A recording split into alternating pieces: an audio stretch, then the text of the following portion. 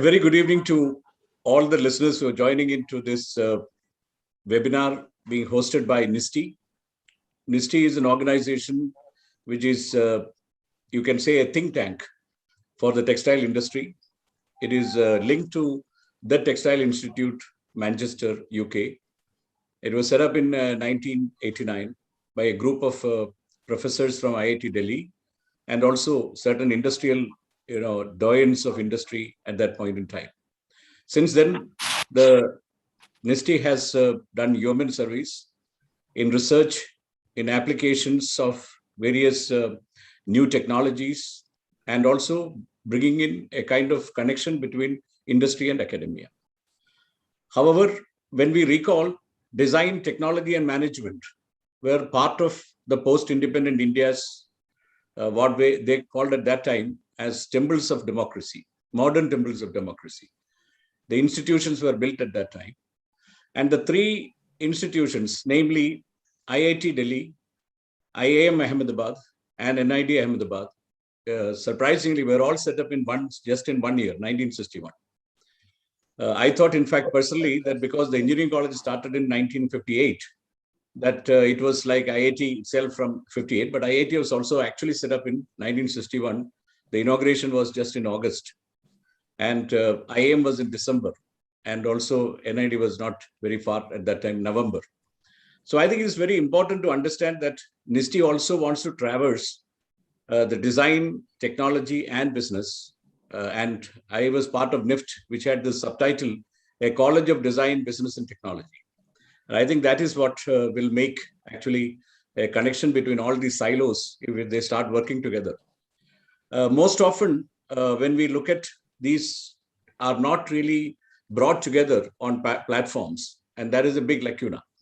So let me start by extending you the greetings of the 75th Independence Day of our country, our dear country, the motherland, and also take this opportunity to loop in the people who are joining from UK. There, I think it is about 11:45 a.m. So the Textile Institute UK has been very kind to popularize through their various media the webinar, and we want to extend a warm welcome to all of them who are joining from different places. We are also happy that a large number of registrations have happened, and we do hope that without delay, they would all be joining in. As introductory remarks, I want to just go back in time a bit, couple of minutes. When I was part of National Handloom Development Corporation, we had the great opportunity to meet Shyam Benegal. In 1987, the film came out, Susman. Actually, the film's work happened in 85, 86. And National Handloom Development Corporation had a small role to play.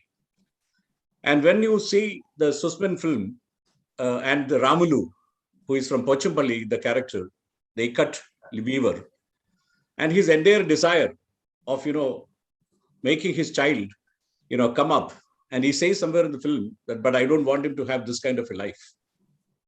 You again fast forward this, and Priyadarshan, the film director, made this film, not really a remake of Susman, but a similar kind of a theme, which was not set up in Pochampalli, which was like Susman.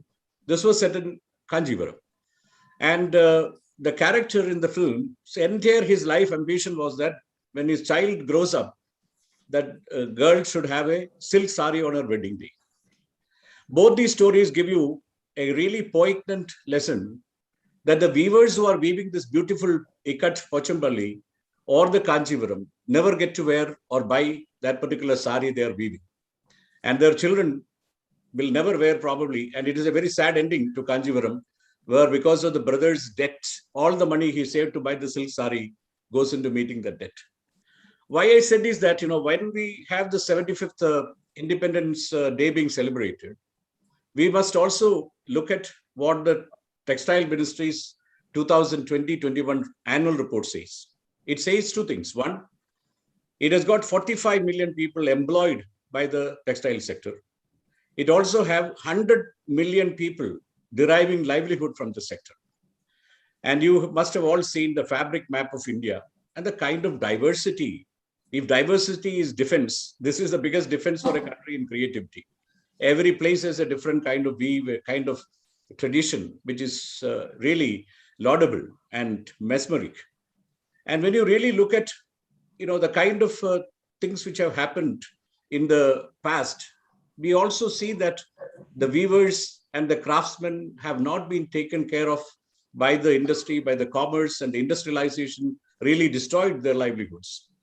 I remember the plastic covered looms in Balaramapuram, where beautiful kasav saris are made, or in Kannur, Calicut belt, where the chins originated. When you read the 12th and 11th century, when the Portuguese traders came to Calicut, from where the calico name came in, and the chins, the book which came out recently on the cloth that changed the world, which is about chins. And is normally, only the very ornamental fabrics are talked about, but the daily use fabrics, as Subrata was telling me in a conversation, that is something which you don't find in museums or written about. But the chins from India, which really changed the world in terms of industrial fabric manufacturing later, certainly was a daily fabric. So the point I am trying to say is that India has this great diversity and heritage of both ornamental value added, as Vandana's book would say, about gold and silver thread embellished fabrics, to the wedding fabrics, to various kinds of art forms which you see, and to Gopika's various explorations of embroidery, the embellishments and value additions. And then you have also daily fabrics, the gingham checks and the crepe fabrics and the chintz fabrics. So with this kind of a large diversity which we see in our country, it is a great evening, Independence Day Eve, to remember these great craftsmen, the karigars. And when you read the Mandira, the character in the film, which says at the end that, these craftsmen have to also survive during the industrialized society context. We need to find a way of protecting them, nurturing them, improving them. And that is a very poignant scene in the film. So obviously, we are very delighted that such a group of people who have accomplishments runs into pages of each one's curriculum vitae in arts and crafts and explorations in textiles. It's a great evening to have all of you. I called it a fireside chat. And, I was asked, why are you calling it a fireside chat? I said, the authors are of such caliber. They can really be providing you a lot of fire for thought. And that is where probably, this evening becomes very fruitful, very value added and memorable. And I want to again welcome all those who have joined for this webinar. And again, extend you the warmest greetings of our country's Independence Day, and hope that the three words which are used in the title of this team, leveraging the textile heritage for leadership. So there is heritage, there is leveraging, that is making the best use of it, and to create leadership. If you want to just have used a policy, and if you have read the press statement of the CEO of Niti Aayog, if you keep imitating China, you can never be a factory to the world. I wrote in my book in 94, 95, the garment exports winning strategies. The biggest strategy which can position India is becoming a creative manufacturer of textile and apparel. There are many studies which shows that these intangibles, which are design and crafts and traditions, are more value adding and more return on investment than the real value addition through purely manufacturing process. So the importance of arts, crafts, design need to be really thought by India as a fortress for going forward in creating a new global leadership for Indian textile industry. With these words, I would briefly introduce the panelists, so that I don't have to interrupt when they are presenting. We start with Subrata Bhaumik, who is probably the most, endowed textile and graphic designer. Worldwide, he is well known. The number of awards he has won, the biennales which has featured his posters, the kind of works which he has done for Calico Museum as the design director, and being a first batch of postgraduate program graduate in industrial design from National Institute of Design. It was always a great pleasure meeting him in Ahmedabad. And I am always, we had this Delhi Design Festival when I met him a couple of years back, 3-4 years back. And he was, as prolific as one can be in terms of various versatile design explorations. So it's great to have Subrata Bhaumik here today.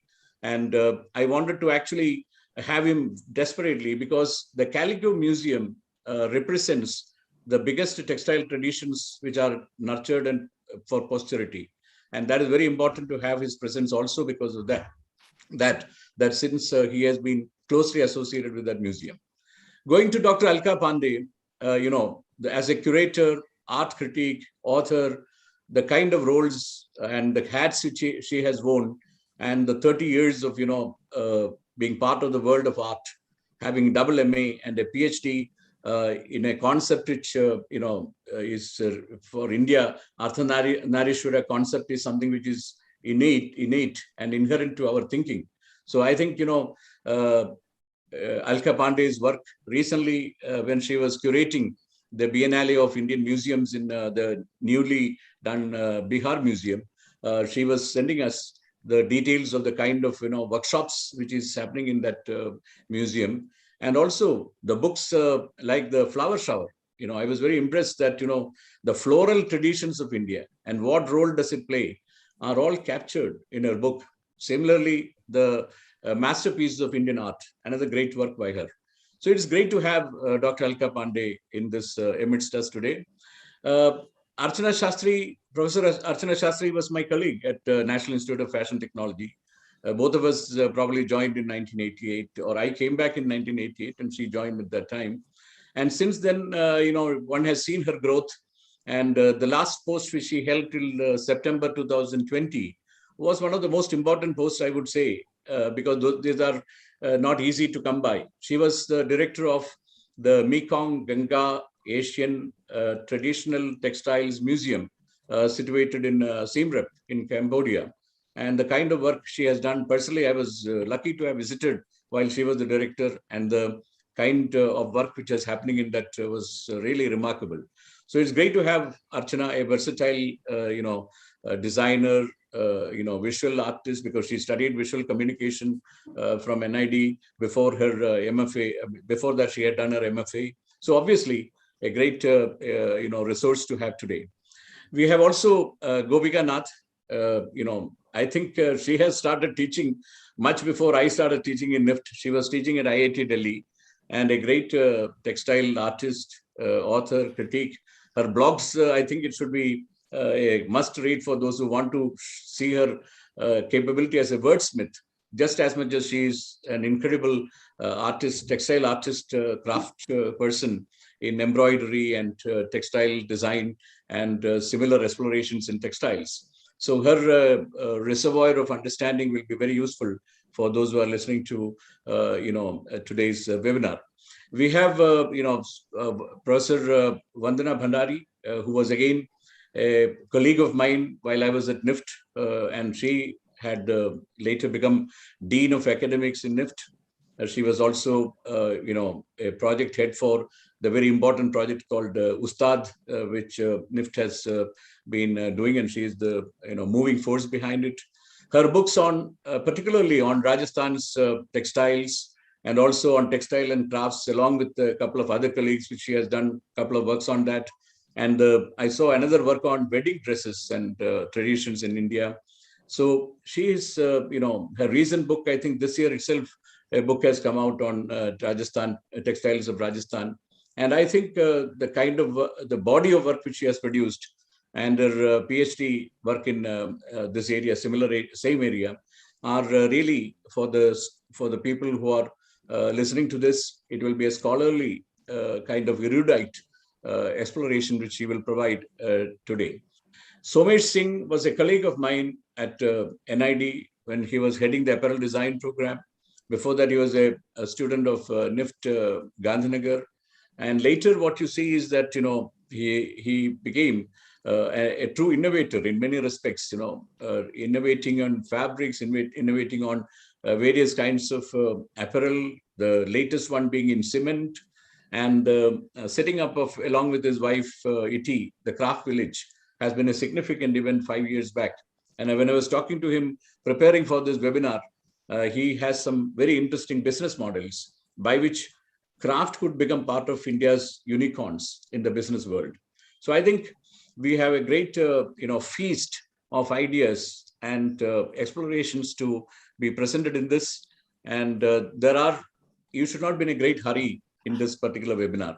If you are looking at a TV kind of, just some brief statements being said, what they call a sound bite, this is not the place today.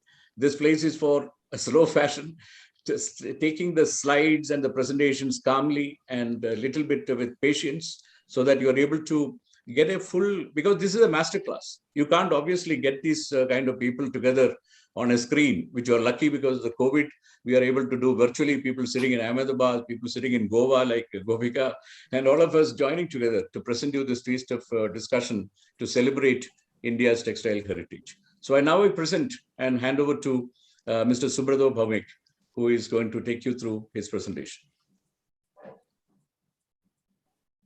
Namaskar.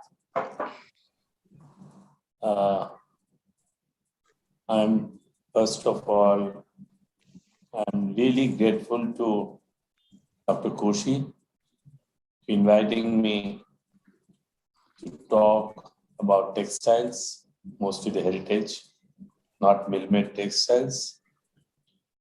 But I want to dedicate my talk to my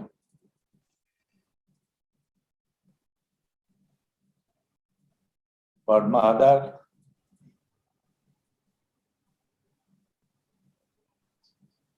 Gira Sarabhai, who just passed a few weeks back. All this what you are seeing, as she used to tell me, that I didn't make the Calico Museum. I made it a show window for Indian Textiles. And whenever anybody came, they will come with the dealer. They said, oh, this is one. I can give you 50 of them. And that's why I think most of our most important textiles has already gone after independence, which is sad one way. And a lot of these Indian textiles, especially the heritage textiles, has gone away from this country.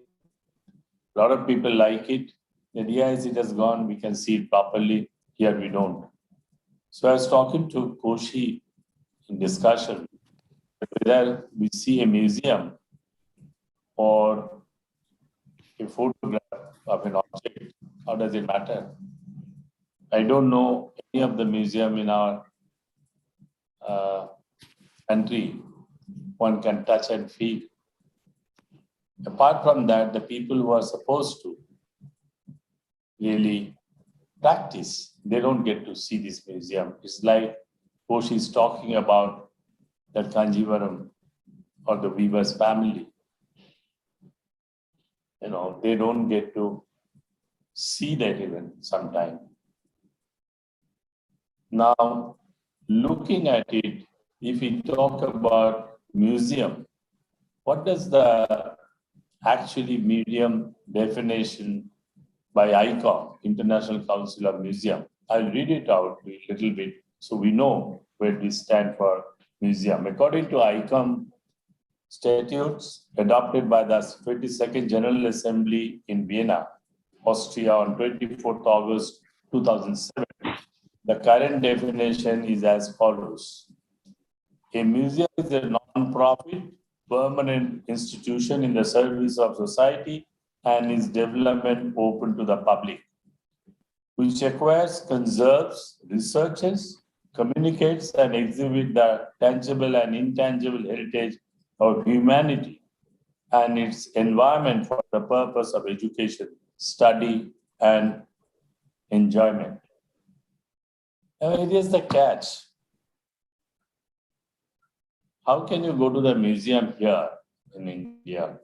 Most of them will not allow you to stay there for a long time. Or research or see, feel, look. You go and, as we have come to see a picture, that will not work for the museum purpose. Museum is somebody who wants to absorb, who wants to feel, who wants to look at in detail. Museum is not a hurried kind of seeing a picture in a film. So that is one of the most important thing we lack. We have museum, approximately 800 museums in India. But the point is, how many are in textile museum? I am going to talk only on textiles because I've been born with this. Though Dr. Koshi said that I was in Calico Museum, yes, 50-50. I was in the morning in the industrial textiles, which is called Calico Cloth, Calico Mills, and which was not registered even after 100 years, the name Calico, because it was a dictionary word.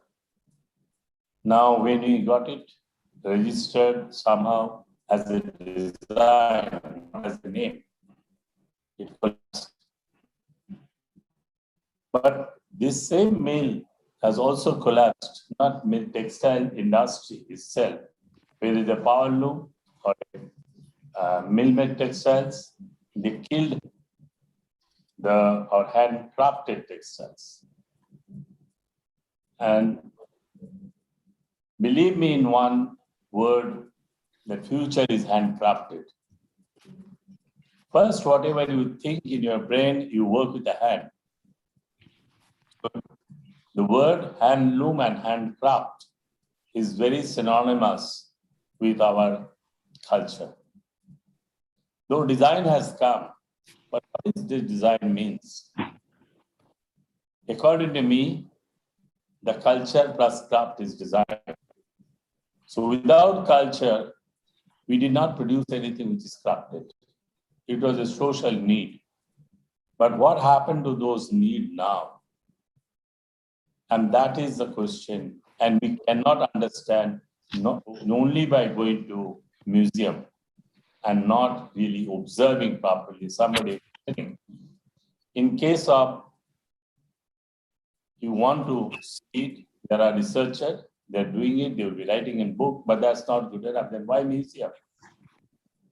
If I cannot feel, if our craftsman cannot see, I've seen in Japan, every craftsman has a huge library of their craft. But here, you will not see even one book in one of the most important craftsman's house. They can't afford it. Government do not support it. They will give one of the biggest reward and that's it. And that will not sustain our traditional textiles. And tradition is encyclopedia of everything. And that tradition and that writing, which is in the book, they have to practice, they have to understand, somebody has to coax them. Because even all the design schools in the country, they don't have this craftsmen's children, maybe they don't have any space for them, but they can't speak English.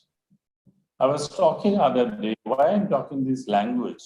I was talking to a gentleman called Vijay Ange, somebody from Jorhat, who made green the country, made green the country. He has been awarded. Now he has been invited to Mexico to make Mexico green. And he said, "Sir, I cannot talk in English, so one man always follows me. I cannot understand language. Our biggest problem, this is one of the, is also keeping the heritage of our green India. So we don't understand, we cannot talk in that language. So biggest problem for him is a language. Not only in a foreign language, but our own language. So this is the same way if you see some of this picture. Can we go to the next page? Change the slide in the order. Yep. Yeah. No, before that.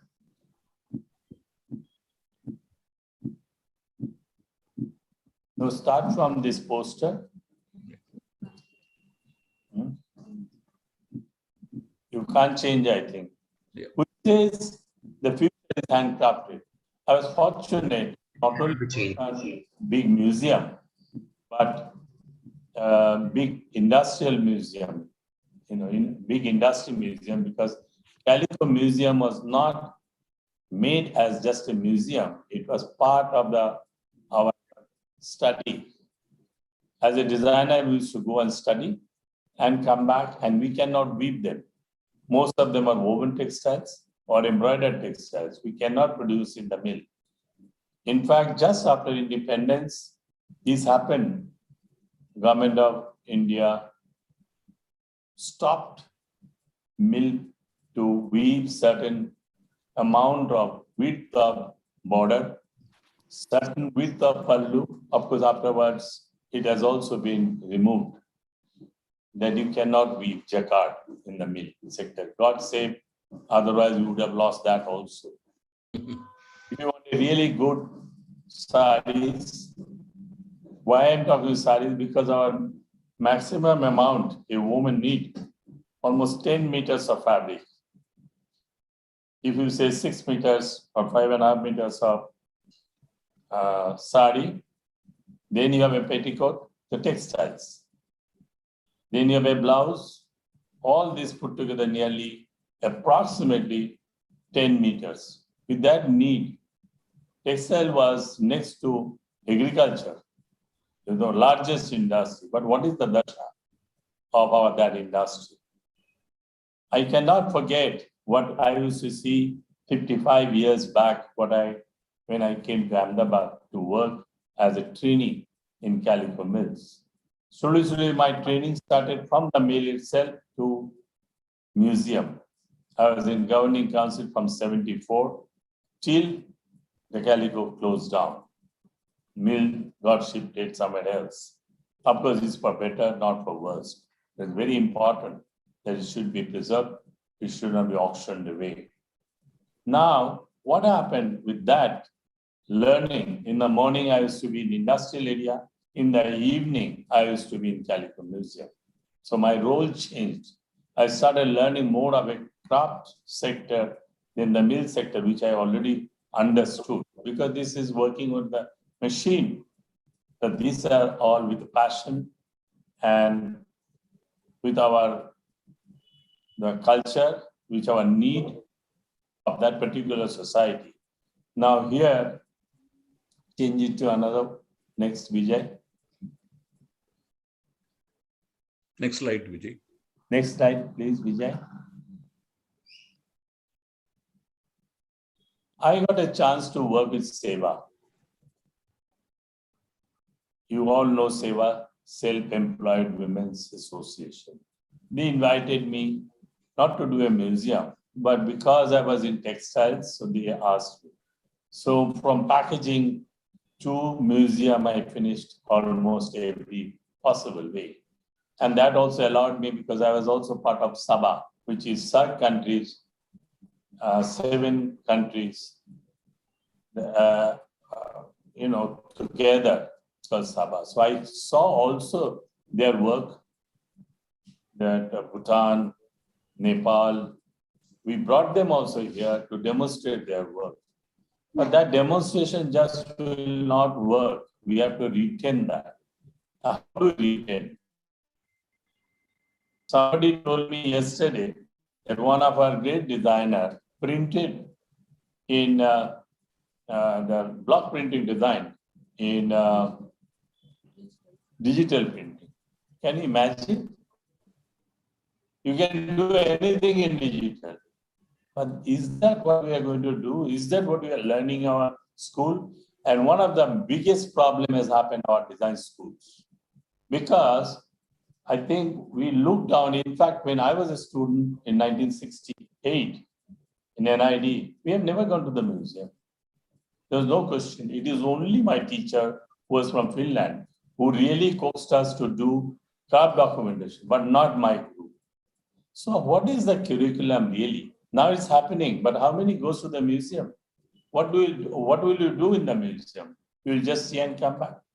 So this has to be thought about by policy level, which I think Dr. Koshi is one of the person in that committee that who can really change. And he has changed. I've seen in my school what he has done.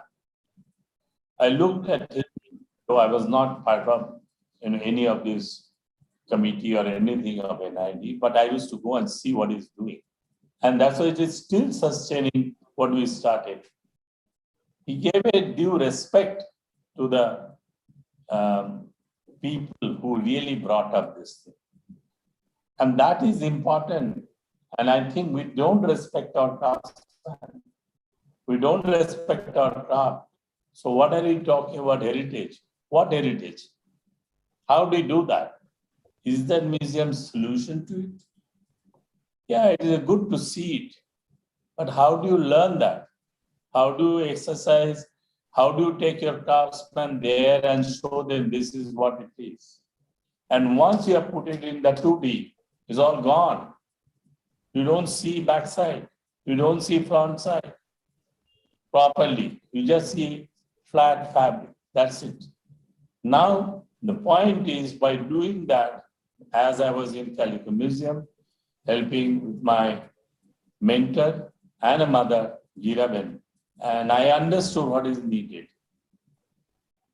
Maybe if I get a chance, and that chance I got while doing this Seva Museum. It's 4 days work. Nothing was there. It's just a barren building. And we have 4 people. We are just 4 people, one craftsman with me who taught me a craft, that the craftsman's work in the sense that he was he was everything. He was, not only carpenter, he was everything on that. So Can we go to the next slide, Vijay? And this is one of the communities called Ahir. Go to next. Yeah. And this is in the museum itself is displayed. Next. Vijay, next.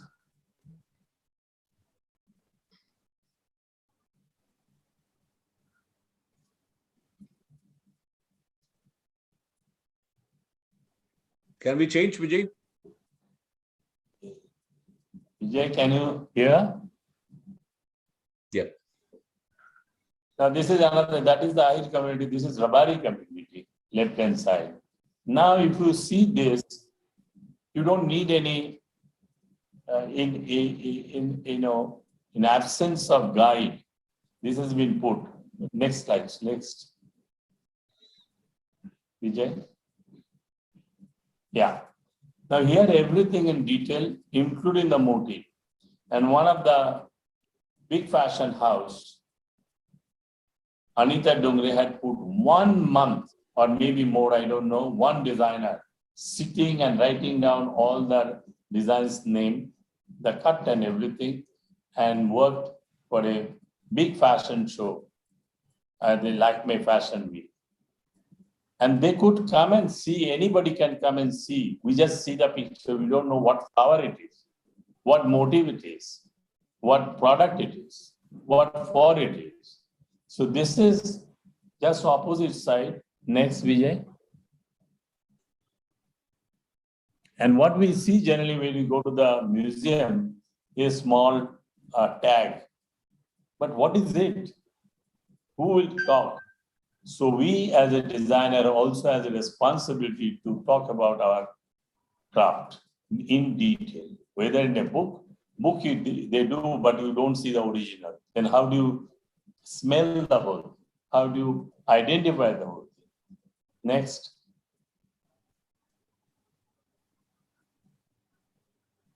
You see, this again the same thing, the Rabari embroidery, then it has been made in 2 languages also. So this thing is needed. According to me as a designer, I could say there is one of the ways that you can educate people. You can tell them on their own they can learn. You don't have to do anything else. Next.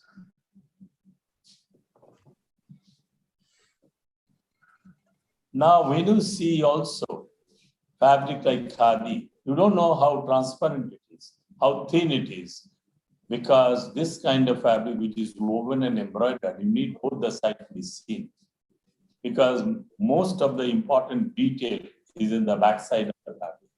And this is another museum with just one person's everyday wearing fabric, khadi saris. And I think 40, 50 saris she donated.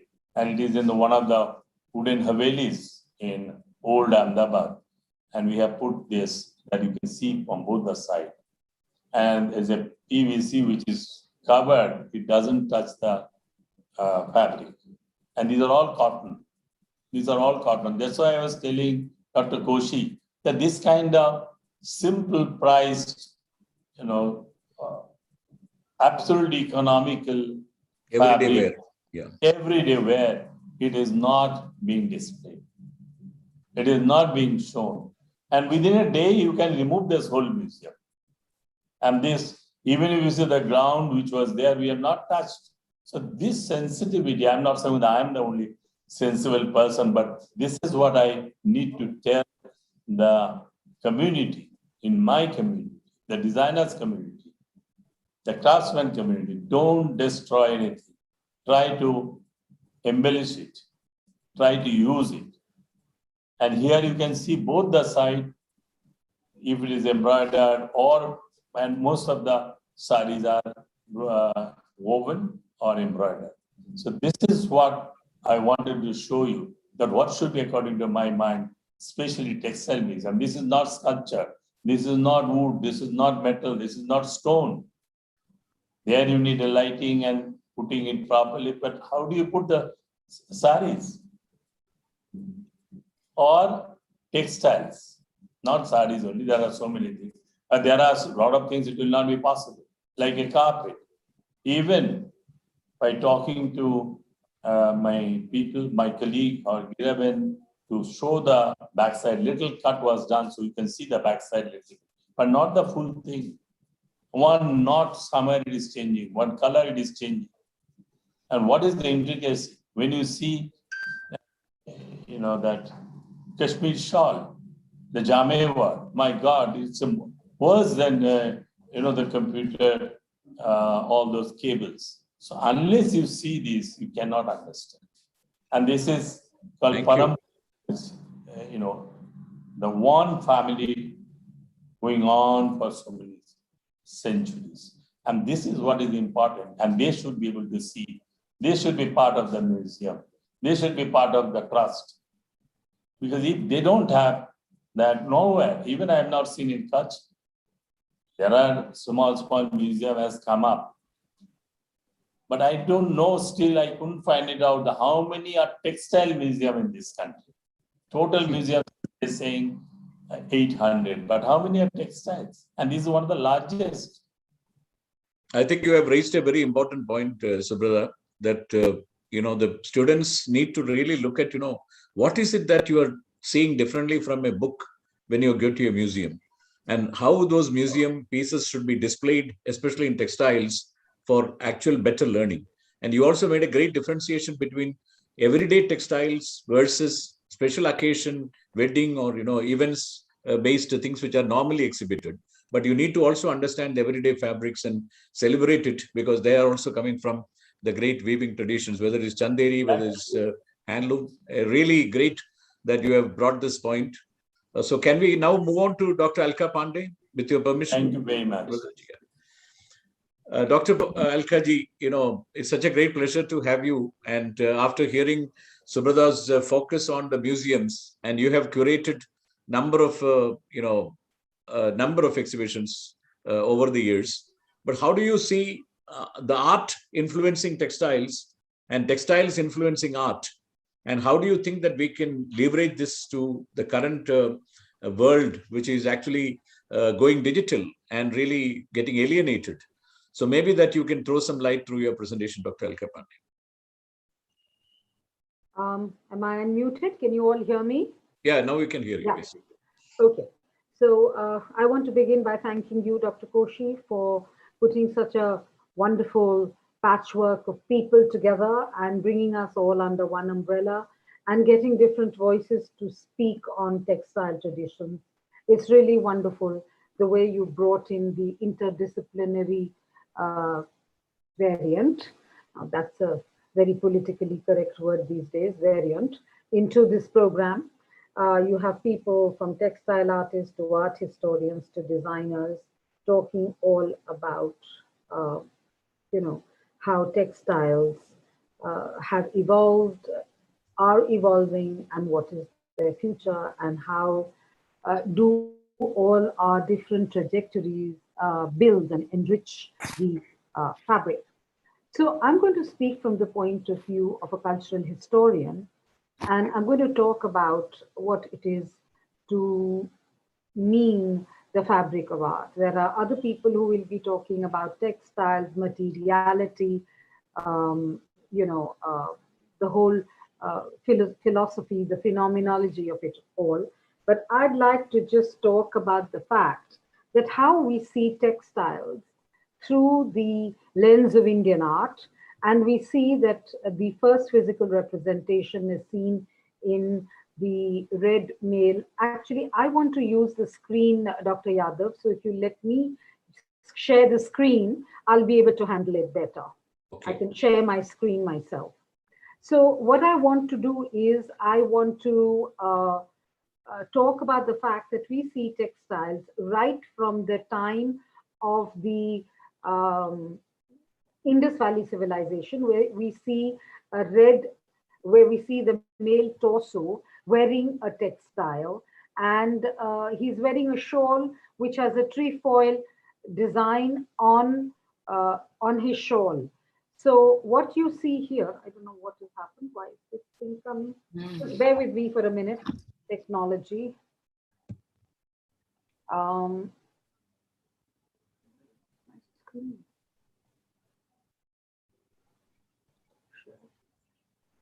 Yeah. So I want to just talk of the fact that how textiles have always been part of the Indian cultural history, and we see them from the Indus Valley civilization. We see them in the Ajanta murals. We hear about them in the time of the Rigveda.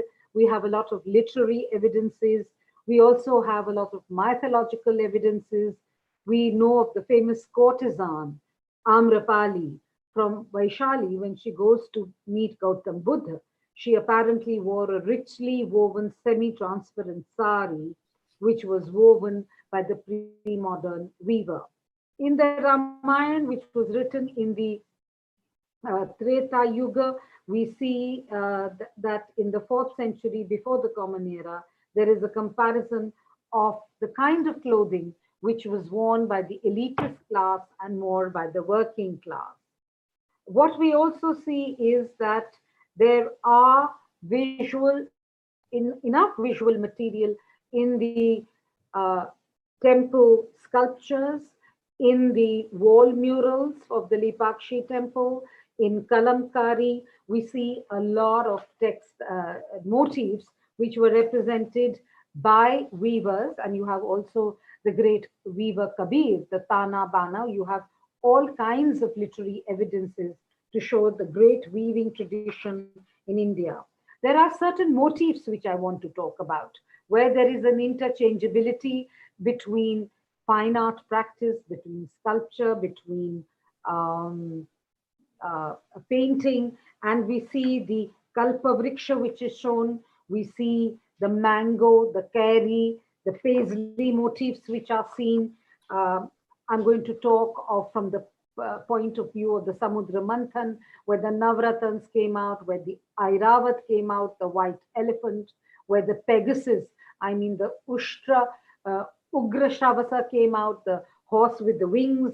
We have the camel, the fish motif, the parrot, the myna, and of course, we have the lotus, which is very, very synonymous in both Buddhism and Hinduism. You have Kamalanayana, Rama, you have the lotus as a symbol of purity in Buddhism. And then, of course, you have the sacred symbols like the Shankha, Chakra, Rudraksha, Charan, Swastika, Kesha, all these. These Dr. are, Alka, your slides are not visible. I don't know. I had my thing open. Just a minute. Oh, Dr. Vijay can do that, if you want. Yeah. 1 minute. Let me just see because I had my slide. People are asking for it. That's why I just Yeah, yeah, interrupted yeah. you. Sorry. No, that's fine. I want to just open my slides. Just 1 second.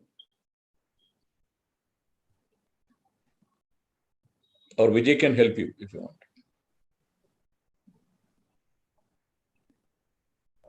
Okay, he can bring the slides Yeah. back, but Yeah. yeah, okay, but I need, yeah, 1 minute. I've got my slides open. Yeah, 1 minute. I'm just going to put them on and I'm going to start showing the slides. Right. What happened? Very strange. One fabric part. Just bear with me just for 1 minute, otherwise I'll go back to Vijay. I have it here on my desktop because I feel I have a better control showing them if it opens fine. No problem. Yeah. Okay. So now I will go on. It's the whole thing.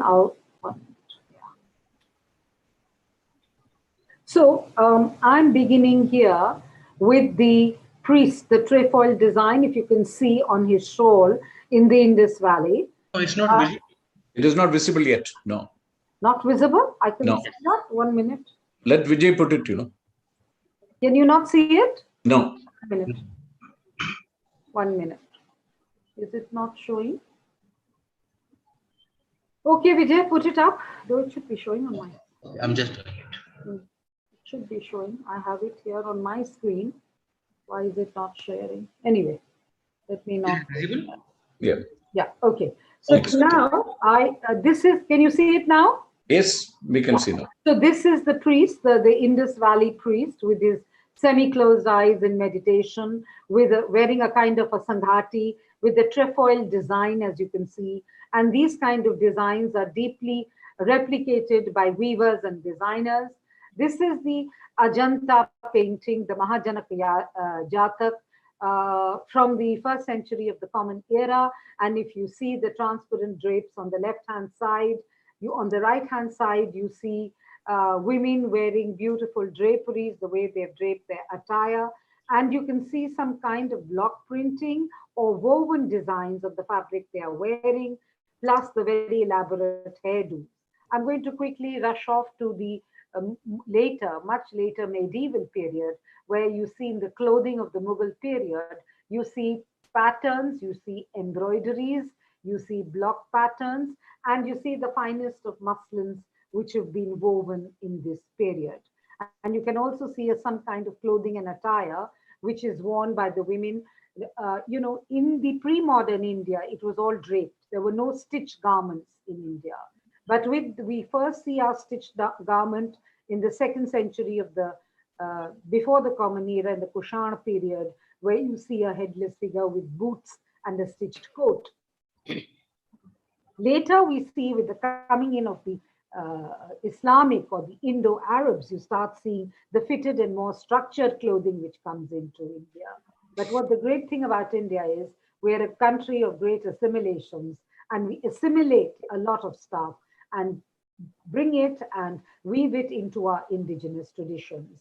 Here is another image I'm showing of from the Akbar period, who hands his imperial crown to Shah Jahan. This is a painting by Bichitta, and you can see the details of the carpet with the floral motifs in this particular painting. Look at the tent which is there. Look at the fabric of the tent. Look at the prints on the tent, and you can look at the details of the woven carpet above which Akbar is sitting. This is a painting from the Lipakshi temple in Andhra Pradesh. And, you will see a very close relationship with the Kalamkari traditions, which come from Andhra itself, but they come from the town of Srikalahasti. And you will see a great kind of detailing, Kalamkari, made of the Kalam. So there's a fine line drawing which comes in, and I will show you those fabric later. Here is a more details from another painting from the Lipakshi temple, where you see the clothing, the style of draping of the sari. You see the upper part of the body is bare, but there is no commodification. The gaze is deeply spiritual. The women are quite empowered. and you see the clothing that they are wearing. So it could be block printed, it could be embroidered, it could be woven. Now, here is a beautiful kalamkari painting on cloth, and here is the beautiful, the iconic scene of the Bhagavad Gita, where Krishna on the field of Kurukshetra is instructing Arjun to work with detachment. Now, this is a beautiful image. It's more two-dimensional, but if you see the use of madder red, so the medieval Indians also knew a lot about pigments, the use, and madder was very, very popular. And you also see the lamp black which they are using to outline this beautiful textile art. Now, palampores, which you see in the coast of Coromandel, these were made, this is very much part of our colonial history. They were made for the Sri Lankan market. They were also sold. This is a reversal happening, going from India. This is much before the arts and crafts movement, and these beautiful palampores going from the Coromandel coast back, going to the markets, to the very, very upper echelons, economic markets of the UK, who were our colonial masters at that time.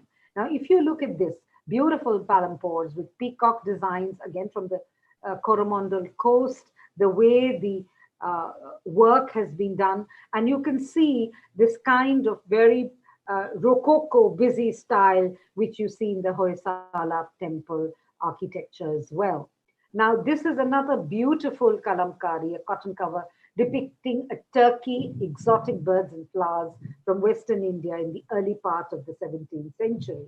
Now, this shows you a great amount of cross-cultural dialogue which was happening in India, just to show that, we are talking of cultural studies in a theoretical discourse now, which is coming from the West. Now, I am a born-again Indian, and having studied done my postdoctoral in goldsmiths, I have now come back to Indian aesthetics, to Indian culture, Indian heritage, and doing a lot of retellings and a rereading of it. And I go back to the part of the 17th century where you see already a great amount of cross-cultural dialogue happening through a visual language, through textiles.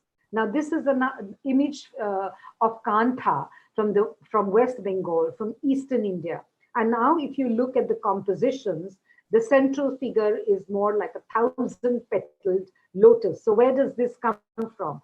Obviously, this comes from the sculptures which were there much before, many hundreds of years before. The style of painting, which can be both circular, linear, and upside down, it also shows you the travel of time. Because in India, the concept of time was never linear. It was always very, very circular. And here we come to the philosophy of Mahakal, of Shiva. Now, I'm again going backward. This is, as Dr. Koshi had talked of the fabric map of India. I'm trying to do a certain mapping of India in a very random way. I'm trying to do it almost like a musical mode of the Ragamalika, just taking fabric from different states. We've got 29 states, and if you just string the states together in a Ragamalika, you find a beautiful orchestra of textile, weaves, embroideries happening. Here is a chikankari embroidery, which is on a sari, and the paisley and the mango and the keri, they all come together in this image. And with it also comes the shadow work and the shadow play, which came from Central Asia. So you see a lot of amalgamation. It can be local hands, imported ideas, a very holistic kind of, composition, which is happening in this particular chikankari from Lucknow in the early part of the 19th century. I think I don't really need to explain too much of this, because Subrata ji has already explained the ahir and the rabadi and embroideries. And here we see an indigenous woman sewing traditional embroidered clothes. And it is very much part of the living culture today. It is still happening, though it's languishing, but it was also part of income generation and skill development. This is, of course, block printing, which was very much older. I'll quickly run through it. No. I'm asking Vijay to turn it here. Yeah. I'll just quickly do. Of course, the Kalpavriksha, the tree of life, which came out of the Samudra Manthan, and you see innumerable times how the tree of life has been represented in uh, by various artists, weavers, artists, etc. I just want to end with a little paragraph, which I'm going to read from my book, Flower Power, where I say that how the motif, and I want to go to the motif only of the flower, has been a source of inspiration for textile patterns since the dawn of civilization in India. The floral motifs on the costume of the red male torso from the Indus Valley civilization show a visible, refined version of the jasmine. Numerous Ajanta murals depict people wearing delicate garments with lotus patterns. Over the centuries, a rich tradition of using floral designs in textiles has evolved in various forms all over the country. Among different styles are the kalamkari and the ikka traditions of Andhra Pradesh, the paitani weaves of the Deccan, the embroidered shawls of Kashmir, the patolas of Gujarat, fulkari of Punjab, the kantha and jamdani of Bengal, and chamba rumals or handkerchiefs of present-day Himachal Pradesh, as well as pictorial shawls that have worked images of birds, animals, flowers, plants, landscapes, and other natural wonders that can be found across the length and breadth of the subcontinent.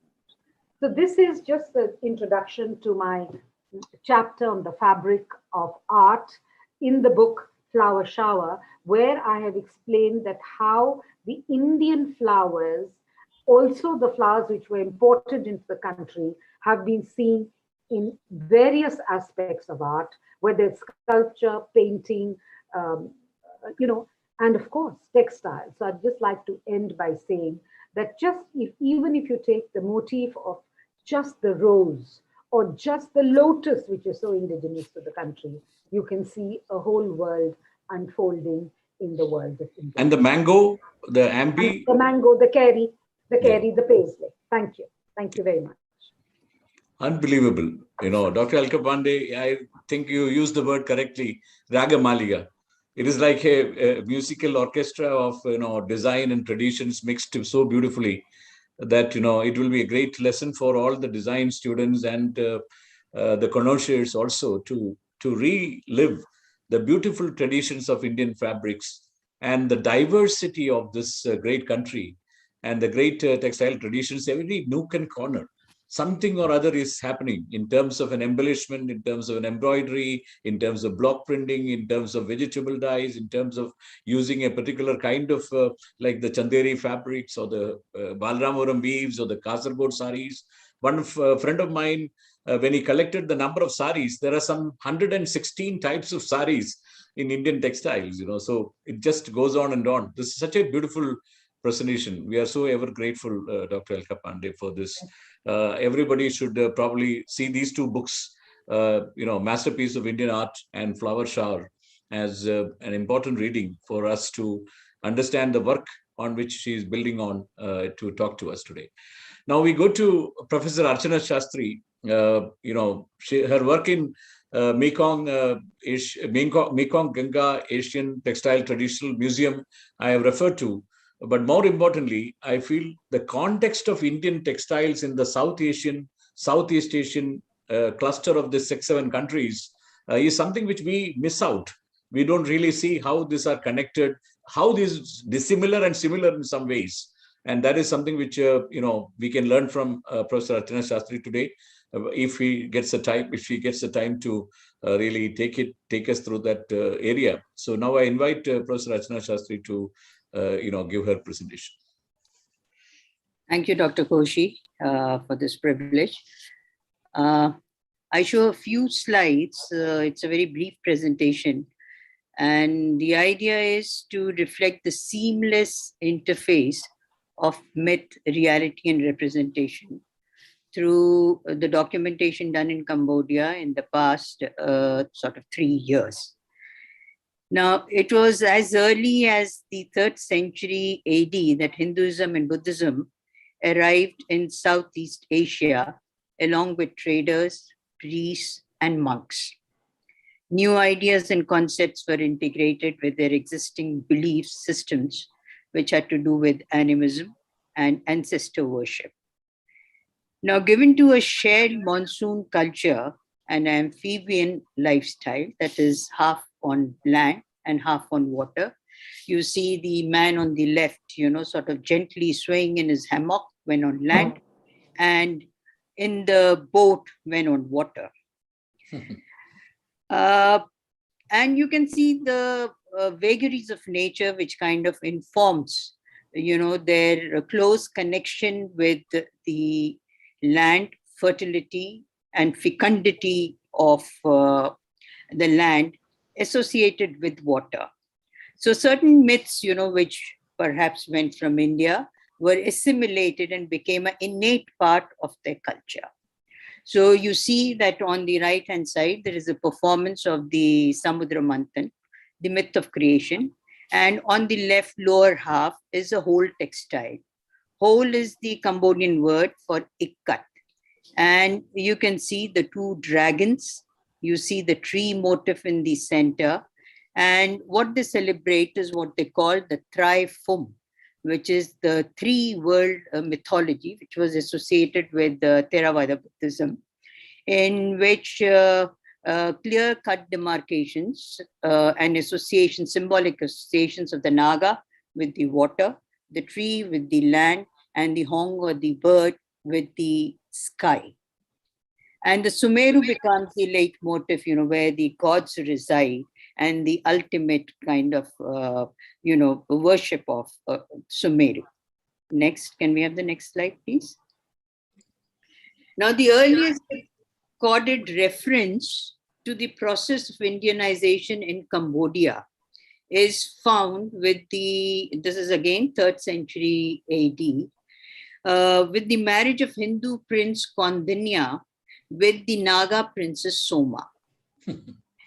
Now, till date, this ceremony is actually rehearsed with the bride leading the groom to the nuptial chambers after the marriage is solemnized. You see it on the lower half. And the legend records the presentation of clothing by the prince to the princess, and the father of the princess swallowing the waters to bequeath the kingdom to the couple, and thus underline the implied union of the solar and lunar dynasties. Inheritance continues to be matrilineal, and with the groom shifting to live with the bride in the traditional Cambodian setup. Now, this slide actually shows the process of Indianization, which introduced several syncretic elements, which found the coexistence of Hindu epics, Buddhist stories, Indian gods and iconography, Sanskrit and Pali language, the concept of Chakravartin or Devaraja, social hierarchies, astronomy, musical instruments, etc., etc. Now, the earliest cult of Shiva as a mountain deity is identified as early as 5th century AD in Cambodia. Introduced thereafter, not only in Cambodia, but the rest of Southeast Asia, was a systematic, irrigation, building of reservoirs, and also wet rice cultivation. Can we go to the next slide, please? Yeah. So on the extreme left on the top, you see what they call is Nyekta. And Nyekta is, could be associated with a tree, with a region, with a particular person, or with the, certain kind of community. And he's associated with ancestor worship. On the right side, you see what could be, they call Maha Isai, which could be a word for Maharishi. It's very difficult because they have lost all their, scriptures, and it's very difficult. A lot of them, the monks got killed during the Khmer Rouge time. So it's very, very difficult to get down to the basis of it. And so you have the Pashupati or the Mahaishi on the right-hand side. You have, the images which are associated with Vishnu. And Harihara was sort of in a big way kind of worshipped. And Buddhism, both the Mahayana, Hinayana, and much later, the Theravada Buddhism came is followed largely by the society there. And it's very interesting because, I mean, Alkaji was just talking about the sort of the various kind of canopies and awnings which he showed, with the lotus at the center of it. And you see here in the Buddhist imagery where the chhatra, that is the umbrella or the parasol, the lotus, and what they call is the pidan, which would be the Indian kind of mandapa. The word is also vitan, which means ceiling, and all three are combined, and it is sort of a ritualistic textile, which also is made in whole, that is ikat, showing various stories of jatakas. And this is to kind of make sacred the space. A lot of Indian early temples are actually shown, sort of, they show signs that a canopy was put, so they have kind of wooden hooks on all four sides and sometimes in the center as well. You have in the center lower half is what they call a prayer bot or a prabot, which is actually a ritualistic painting on cloth, and initially hung in the pagodas, later on painted on the pagodas, and some of them are actually made in the are loaned to people, to their houses as and when ceremonies are offered. Next. Okay, so now all across South Asia, royal power was associated with mobilizing people to grow rice rather than controlling land. The place was sparsely especially Cambodia was sparsely populated. And these people could also be called upon to fight as well as construct monuments. Till date, land is not owned by the people there. And the first dated inscription in Khmer were found as early as 611 AD. And 2 years later, you have the kind of poetic poetic Sanskrit, which kind of praised the actions of the kings and the elites for sponsoring temples, monasteries, for winning wars, and gifts to the Brahmins and the monks. This in addition to providing protection from wars and effective control of natural forces. I mean, water, both the deluge and drought, was a living reality for them. Now, the temples themselves were built, creating the impression of Mount Meru. I mean, you see Angkor Wat, 12th century, where the gods resided and was surrounded by the mythical ocean. On the right-hand side, you see a child's version of it, just kind of created in sand, just for play. And these monuments also served as tombs where the ashes of the kings were kept. They reflected the king's devotion to a particular deity. In this case of Angkor Wat, Suryavarman II worshipped Vishnu, and it served as a temple, it served as a tomb, and in this case, it also served as an observatory. In the lower half, it's very interesting where you see the kalamkari sort of sari was, procured by me last year. And you can see on the left-hand, extreme left-hand side, a similar kind of rendering of the birds. Interestingly enough, you see the Thais took over and they formulated, just like our Silpa Shastra, what they call is the kabak, which gave the basic sort of elements and fundamentals of, visualizing patterns. And so there is a slight kind of deviation, but it is almost the same if you compare the birds. On the right-hand side, again, you see the intersecting circles, which are again inscribed, are found in the sort of, in Angkor Wat. And it is very interesting that you see the earliest recorded reference to lifestyle and textiles in Cambodia comes from a Chinese emissary in 12th century, 1296 to 97. He's known as Chao Ta Kwa, who talks about the life there. And he mentions that, you see, the Cambodians were not very well versed with textile production, that they wove on backstrap loom, and the most, the narrowest strip which they could weave was about 30 centimeters. Can we move to the next slide? Yeah. So we'll come back to it later. Now, inscribed on the temple doorway at Angkor in 10th century CE is also the implied union of the solar and lunar dynasties and the legend of Shiva. It is associated with the legend of Shiva, gifting a celestial Apsara by the name of Mera to a sage, wise sage called Kambu.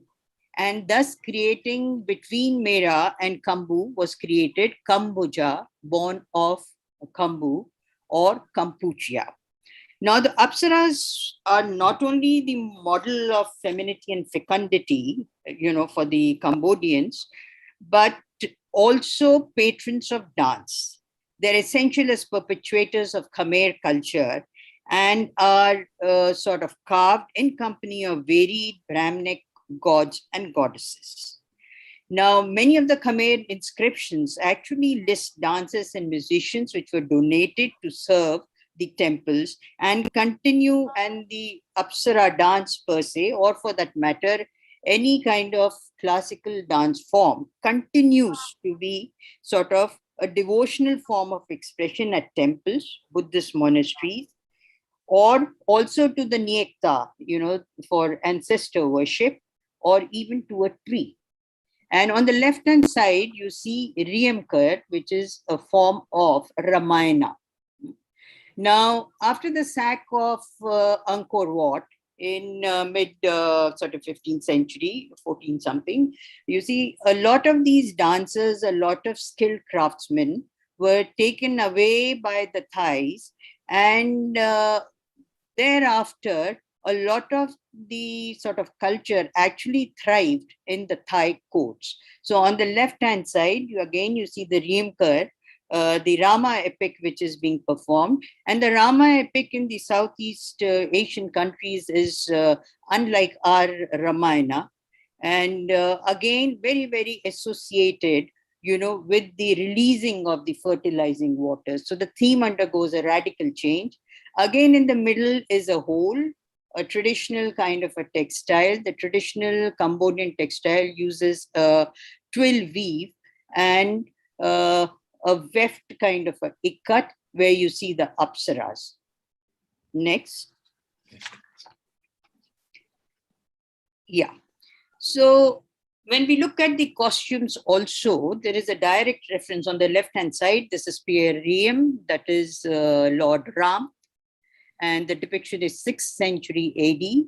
So a lot of sort of sculptures and a lot of iconography was transported, down Southeast Asia.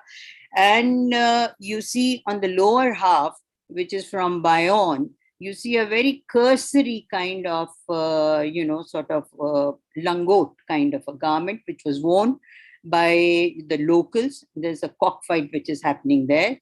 And in many of these sort of villages, the dhoti, continues to be worn both by the men as well as the women. Now it is referred to samput chokman. Samput is basically any piece of fabric, and chokman is a bundle, a knot tied at the waist, and the middle portion, two end pieces tucked in. Now this remains the sort of worn, continues to be worn by the priest, whom they call the acharyas. And the krama which she's wearing on her head, and the krama which the checked angocha which the man is wearing below, is a quintessential kind of garment associated with Cambodia, though they don't really like to acknowledge it. But it is a multi-dimensional kind of multi-usable fabric. You can use it for the headgear, you can use it, as a sash, you can use it as a lower garment. And they have documented over 50 plus uses of the krama. And the krama now, of course, is in the market in variety of checks, in variety of patterns, and, is sold to the tourists. On the right-hand side, you see, extreme right, you have what you call the skirt-like, garment, hip wrapper for the woman. known by various names, and it was tied with a knot, and then it was called Somaloy. Here you can see the actual kind of cascading effect in the front. So you have a whole variety in these, and this was also worn, by the men. And lower half, you see the women, which are the peasant women, wearing this so-called wrapped around skirt, which with the blouse came in after Cambodia becomes the French protectorate. And of course, the more fashionable women now wear it with a peplum, and they wear it with, in all kinds of lacy textile. And on the right hand lower half, if you see most of the Angkorian sort of sculptures, you don't see the women wearing anything on top. So this sabai, the upper garment, actually was introduced again at a later date, and the blouse with the coming of the French. Next. In the middle, in the middle half, those women were wearing the samput chokban, which was in the traditional Cambodian whole fabric. And this was a kind of a processional ritual procession, which was taken out from one of the pagodas. Next. Yeah. Now, this is again, you see. You will be able to wrap up in the next 2-3 minutes? Yes, I can. Yeah, okay, yeah. So here you have, it's an ordination ceremony, and you see Prince Siddhartha, which is, you see the initiate dressed as a Prince Siddhartha, and sort of the whole ceremony deals with the enactment of renunciation and initiation.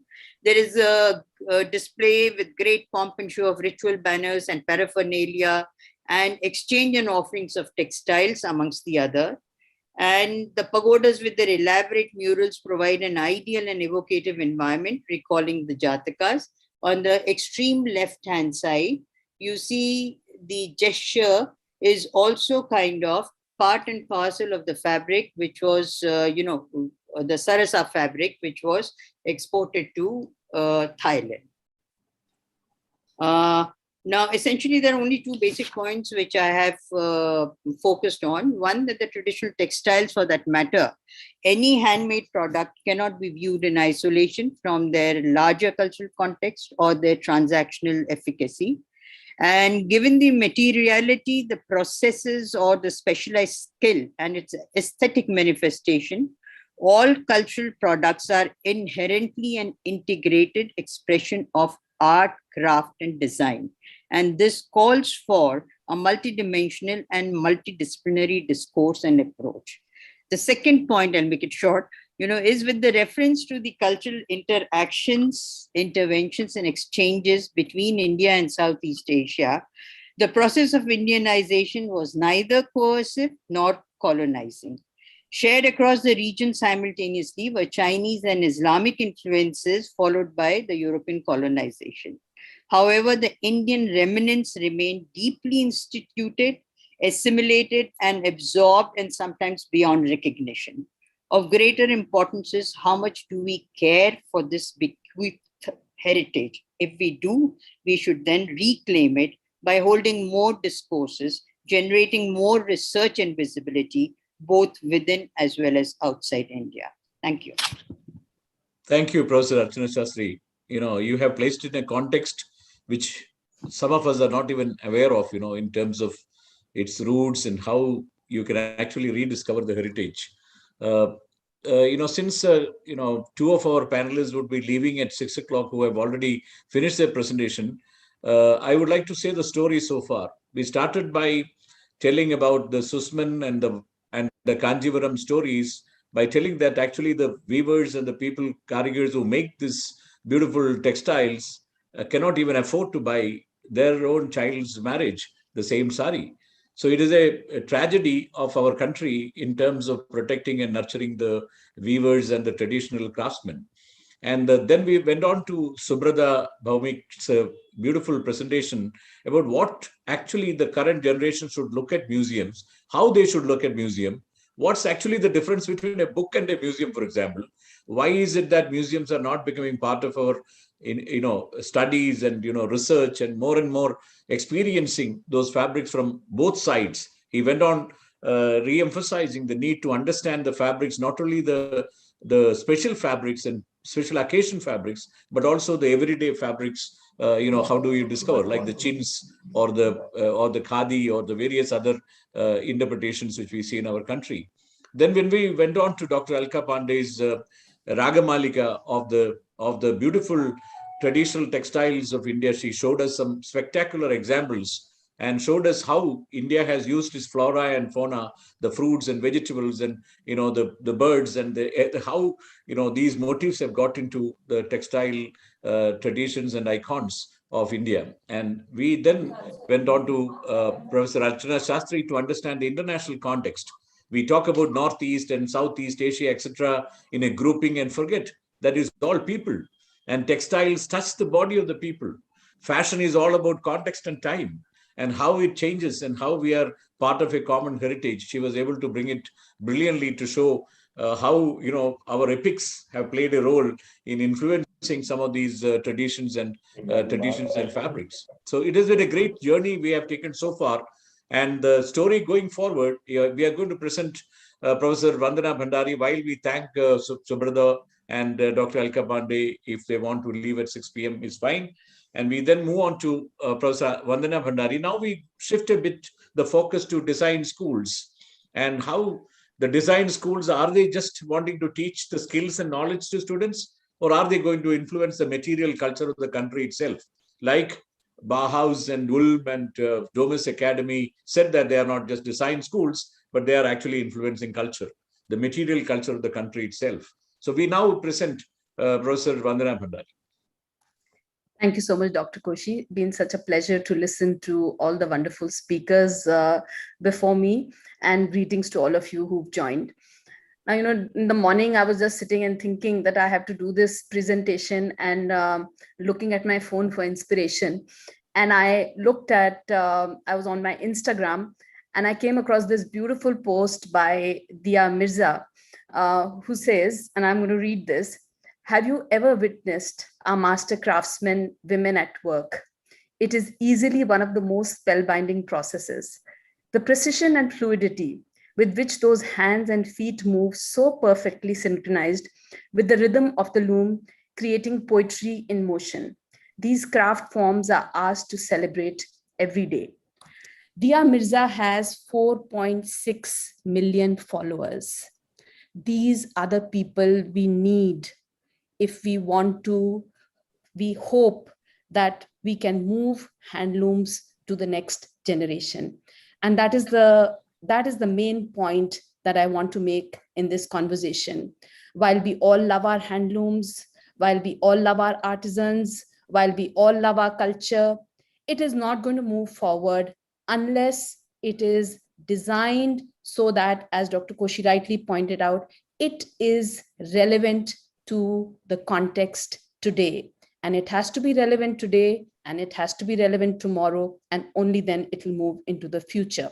So if one wants to read more theory of handlooms and textiles, I have published several books, and please do look at that. But I'm going to talk a little bit in the abstract. As we know, handlooms and handicrafts in India have always flourished under patronage. Whether it was royal patronage, whether it was trader patronage, they flourished under that. And at the time of the British rule in India and the Industrial Revolution in England, this balance was somewhat disturbed. Once we got our independence, the government and some individuals in particular, like Pupil Jaikar, Kamla Devi Chattopadhyay, they started to steer the work for revival of these products, not only handlooms, but also handicrafts. The sari, the dhoti, the turban, and many of these unstitched garments have come to us from ancient to present times. And these are garments which come off the loom. As Watson says, these are ready to wear garments. And in India, in fact, if you were to cut a piece of garment, it was considered to be sacrilege. It was considered to be spoiling the fabric of life. and people did not. That is why even today in weddings, at rituals related to death, rituals related to religious ceremonies, people continue to wear the unstitched garment. A little bit more about how the sari has moved in India. As we know, it is a unstitched length of fabric, which has a rich and diverse tradition of color, pattern, and weave. And most of these design elements have been inspired by regional traditions. And of course, depending on what was happening in that region, the motives, etc., as Dr. Pandey very beautifully expressed, those were shown in the saris. And these simple rectangular forms started to have an evolving style because of the modifications in the drape and the ornamentation. And they acquired an identity and form depending on the regional style of draping. Now, the sari was traditionally, of course, woven on the handloom because only the handloom existed. And later it started to be made on the power loom also. But a sari is a sari if it has a specific design structure. And the rectangular piece of cloth is divided into 3 distinct parts: the main body of the sari, the end piece, and the borders. By the 90s in India, we found that the handloom sari started to be considered a piece of tradition which was worn by women who were not fashionable. Georgette and crepe saris with glittery, very glittery embellishments started to be worn by the so-called fashionable people. Is it bling? The bling, absolutely. And, I come from a good old Marwari family. And when I would wear a Banarsi sari to a family wedding, people would say, this poor woman, she has no fashion sense. But, there was hope for us. And we were not always to remain fuddy-duddies. And I always tell one of my leading designers, one of the leading designers in the country who's been my student, Sabyasachi, that thanks to you, we came back in fashion. Because at that point of time, the fashion world found new patrons. Our handlooms found new patrons.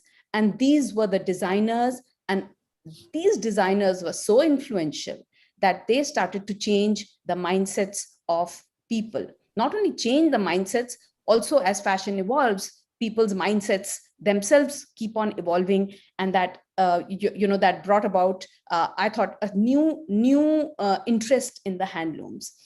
So over the years, leading fashion designers developed an empathy with the sari and the handlooms and brought them back in vogue. The Indian fashion stage today, therefore, illustrates the nationwide growth of handmade textiles. And I do feel that institutes such as NIFT have had a great role in bringing the handloom and handicrafts back into the fore, because they brought these back in fashion. They talked about it, they produced it, our alumni created it, and it was in the market. And they were so beautiful, they were so new, they were so rich that people wanted to wear them. Not only our own designers, when we look at business models across the world for iconic fashion businesses, we find that reviving history and heritage, whether it is a brand like Burberry, or it is a brand like Sabyasachi, or it is a brand like Raw Mango, it has been about revival, about authenticity, about respect for your heritage. And these are the brands which have survived. And I think going forward, these are the brands which are really going to do well in the world. And we can see that, I think, an event like the COVID has just pushed it along, but we were already there. We were moving in that direction. So designers such as Vidhi Singhania, who revived the Kota saris, and I'm just naming a few, not to say that many more people haven't done work in this direction. Sanjay Garg's understanding of skills, markets, innovations, they saw him initiate a range of brightly colored Chanderi saris and his bird motif, which became so popular in local handicrafts markets. And he started his journey in the early 2000s, and his first collection was on Chanderi saris. From there, his collaboration with Chanderi and his love for handmade later moved him to weavers in Varanasi and Bengal, and also led to the revival of mashru saris, the mashru fabric, which, we think that it was just made in Gujarat, but Sanjay assures me that it was made in Banaras, and he's working with weavers who are reviving this. Other designers like Anavila Mishra, who worked in the Fulia region of West Bengal, who traditionally worked with cotton and then later started to work with other fibers. And then she created very unique linen saris, which became all a rage across the country and also across the world. So I'm going to just talk a little bit about Sabyasachi, because I think there is one single person who has made the largest impact in the fashion business has been him. He really believes that as a leading designer, his role has been to create and sustain craft at the highest level. And automatically, once he does that, a trickle-down effect will follow. The designers create awareness and a market for craft. Business craft sustains when these people create a demand. And to quote him, he says, "I'm not India's most talented or creative designer, but I'm India's most influential and powerful commercial designer." And in one of his talks, he said, "I'm also the most copied designer in the world." So if he's to create a Banarsi sari, everybody wants to create a Banarsi sari. And yes, some people will go to the power loom, but many will go to the handloom also, and many more saris will be produced. So in my view, Sabyasachi, he owes his success to a combination of brilliant marketing tactics, patronage of Indian craft, capturing the imagination of key fashion media with his evocative shows, and a discreetly publicized friendship with Indian fashion's largest influencers, which is, of course, Bollywood. No other dress personifies India as does the sari, he says. A rectangular piece of cloth which drapes sensuously around the upper and lower part of the woman body, it embodies tradition. And Sabyasachi recognizes that. And in recent times, his brand has been recognized for the sari. And, initially he started with more embroidered saris and, with the georgettes being embroidered. And then later he started to move more to the traditional saris. So I think I really believe that Indian designers who are working with handlooms can change the way in which the world looks at them. Due to the focus of preserving these skills and upholding innovation in the design process, there has been an increasing usage of such traditional methods by designers across all levels. So when the couturiers produce something, then the other designers tend to follow suit. Indian design is making rapid strides, and the customer is demanding newness. This is something very important. So there's no point in saying that change is not going to happen. Handlooms have always evolved. Textiles have always evolved. That's why we have, movement across so many centuries. That's why the Mughal booty became popular, and that's why different dyes became popular at different points of time. So they have never been static.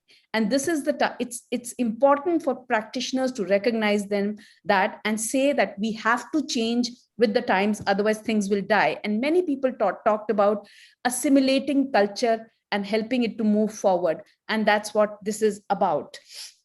So designers today are rising to the challenge of the customer's demand for newness, and they create exquisite and unexpected combinations of technical know-hows, colors, and textures.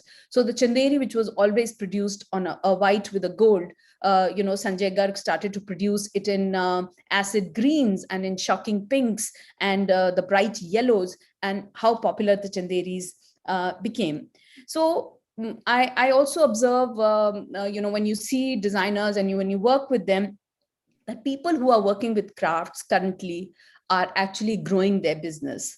This could just be a wider global trend for handmade and sustainable goods, but also an appreciation of the uniqueness that the hand can bring to a fashion item. And of course, I think slow fashion and sustainability is the way to go forward in fashion. And I'll stop here. If anybody has questions, I'll be happy to answer them later. Thank you, Professor Vandana Bhandari. What a strong advocacy for Indian traditional handlooms and saris in particular. And also, you have already said the answers to whether the design schools like NIFs are really influencing the material culture around us, and what a positive positive strength to that your voice, and the advocacy for handlooms and handicrafts to rediscover itself with the changing context and times. Thank you so much. I am so inspired after listening to you. Thank you. So now we move to looking at this process of a designer, a craft artist or a craft designer, textile designer or an artist craftsman, whatever you want to call it. Gopika embodies that particular genre of people, and her consistent explorations have been very, very inspiring to. I see her even doodle classes are sold out in no time. So we are very happy to present Gopika Nath, who will take you through the process which a designer undergoes, and what is the process about, and what is the category all about. Thank you, Dr. Koshi, for this opportunity to be here and to listen to some very, very erudite speakers. I'm going to actually take forward what Vandana has said, but in a little more detailed way. The focus of my talk will be upon handcrafting and what it means to work with the hands. And so before I begin the slides, we can keep that. We don't want to use the slide just yet. When we dwell upon our textile heritage, one must remember it is not just a skill or fabric we worn, but has been part of India's socio-cultural ethos from as far back as the time of the Vedas. These ancients, who envisaged sacrifice as the origin of the earth and the people in it, liken this with that of weaving cloth, where the man stretches the warp and draws the weft, and they conclude that hymn with they made the melodies into the shuttles for weaving. This is probably one of the reasons that textiles have deep spiritual significance, leading to the fastidious and meticulous detailing, which to my mind can only be a labor of love, especially given the wages that craftsmen earn today. Many venerated saint poets were associated with textiles and drew philosophical meaning from their trade. Arka mentioned Kabir, and he is the weaver saint, is obviously an obvious example. But there is Namdev, who is the guru of block printers who call themselves Namdev Banshis. These and other sages use cloth and its making techniques as analogies for spiritual wisdom. With Bulle Shah, the Sufi mystic, referring to the oneness of being as one thread only. 1,000 hanks and skeins with 10,000 names, but there is one thread only. Further, Jasleen Thamija adds to this, saying that the deep connection between cloth and our inner consciousness is not explicit, it is implicit. For textiles are a form of non-verbal language, conveying much about the creator and for whom it is created. Fiber and texture can reveal geoclimatic conditions, with motifs communicating origins, cultural history, and beliefs, including status of the wearer and the ethnic group that he or she belongs to. Tradition, as Vandana said, is not static. Therefore, neither is heritage. It is a complex, evolving idiom, a cross-cultural amalgam of ever-changing ideas. In fact, Pandit Jawaharlal Nehru, the very first Prime Minister of India, said that the story of India's textiles was evocative of the country's history itself. The trade routes were great influences in this cross-cultural exchange, where travelers would often stay in a country or route to learn techniques. India has also been colonized by cultures with the influence both enriching and diminishing. One such was the British imperial system, where many weavers lost their livelihood. However, Mahatma Gandhi brought renewed attention by making khadi the livery of India's freedom struggle. He said that personality is built through crafts, through the use of hands. Am I still online? I've lost my network. Yeah, no, we are listening to you. Yes. Okay. Even so, we wouldn't have a vibrant heritage to celebrate if it had not been for the tireless work of visionaries that came after independence. I remember Jasleen recounting how she walked from village to village, trailing behind Kamladevi Chattopadhyay in their quest for crafts that could be saved. The heritage we take pride in as a living tradition is much more than cloth or fashion. And the one thing that we must remember is the respect that Gandhiji attributed to working with our hands, more so today in this digital age where we have lost patience and the art of slowness, the very essence of textile making. Design today is a dynamic activity that draws upon textile craft for inspiration and expression. But is this enough to sustain them in the future? Let's take a look at some of the work that is being done with handcrafting. So we have kantha here, and kantha was done traditionally on 2-3 layers of old fabric, saris, etc. And the red and black thread were removed from the border to do the embroidery with a running stitch. However, they have added something like 43 stitches to this repertoire, including cross stitch, which we call seam core, because they need they press the fabric in 3 places to do this. This is traditionally how they work, and this is also how they work in some of the areas. And this is Sunita Shankar. With her trademark minimalistic style, she has lent such elegance to the kantha. After completing their household chores, women would sit in a group, as we saw, for an afternoon chat and embroider. This hasn't changed much for Malika's kantha, and this is one of the kanthas, and that's an image of their craftspeople. Sunetra is a knit graduate, and she uses the professional embroider's adda. Can we go back, please? Vijay, can we go back? Yeah. Oh, yeah. Okay. And she draws the design, these very, very complex, intricately embroidered fabrics, where a large chunk of the embroidery is done by Sunetra herself, where she fills in the running stitch variations of kantha herself. She's also experimented with this metallic kantha, which gives it sort of looks like a brocade. But this is where kantha was, and this is where it's come, like the tradition, like the evolving traditions. Next, please. So we have the next slide. Yeah. So Sujani is similar to kantha, as you can see, using recycled cloth to tack the fabric layers with a running stitch. Kantha has transcended this very basic simplicity, while Sujani has retained the more ascetic character. And here's Swati Kalsi. I think she does wonders with Sujani, giving it a whole new lease of life as a high fashion garment. And she even plays around with this, where you can see it's red on red, but the gold is left in loops, loose ends, etc. So that's it's quite an innovation coming from the traditional Sujani. We can have the next slide. So chicken is one of the finest embroidery traditions, and Alka showed us a delightful piece, which originated in East Bengal to become a symbol of Lucknowi culture that flourished in the courts of the Nawabs of Awadh. It goes beyond just embellishment of the fabric, because it included work on the seams with hatkati, the full dadars ka kaam, with the paisley, and many more. Shivan and Naresh, again, they're all students of NIT actually. Some of them are my students too. They are sourcing the fabric, and they've only recently begun working. And what they do is they contrast it with something like tribal motifs, and they give it a very contemporary look. Here they've also done some external work on the extraneous work on the chikankari. But this is also one of their fabrics, which is the applique flat work of chikankari. We can go on. Mirror work is now synonymous with the nomadic pastoral communities of Kutch. This is a kurti worn today. The slide was taken in 2019 before the lockdown by the Meghwal community of Hurpo. These embroideries add hope and color to an otherwise arid landscape. However, Abraham and Thakur have taken this completely out of context. Increase the size of the mirrors. I don't think it's glass. You couldn't possibly wear glass. And the black on black is again a very, very urban predilection, far removed from what is going on in the villages.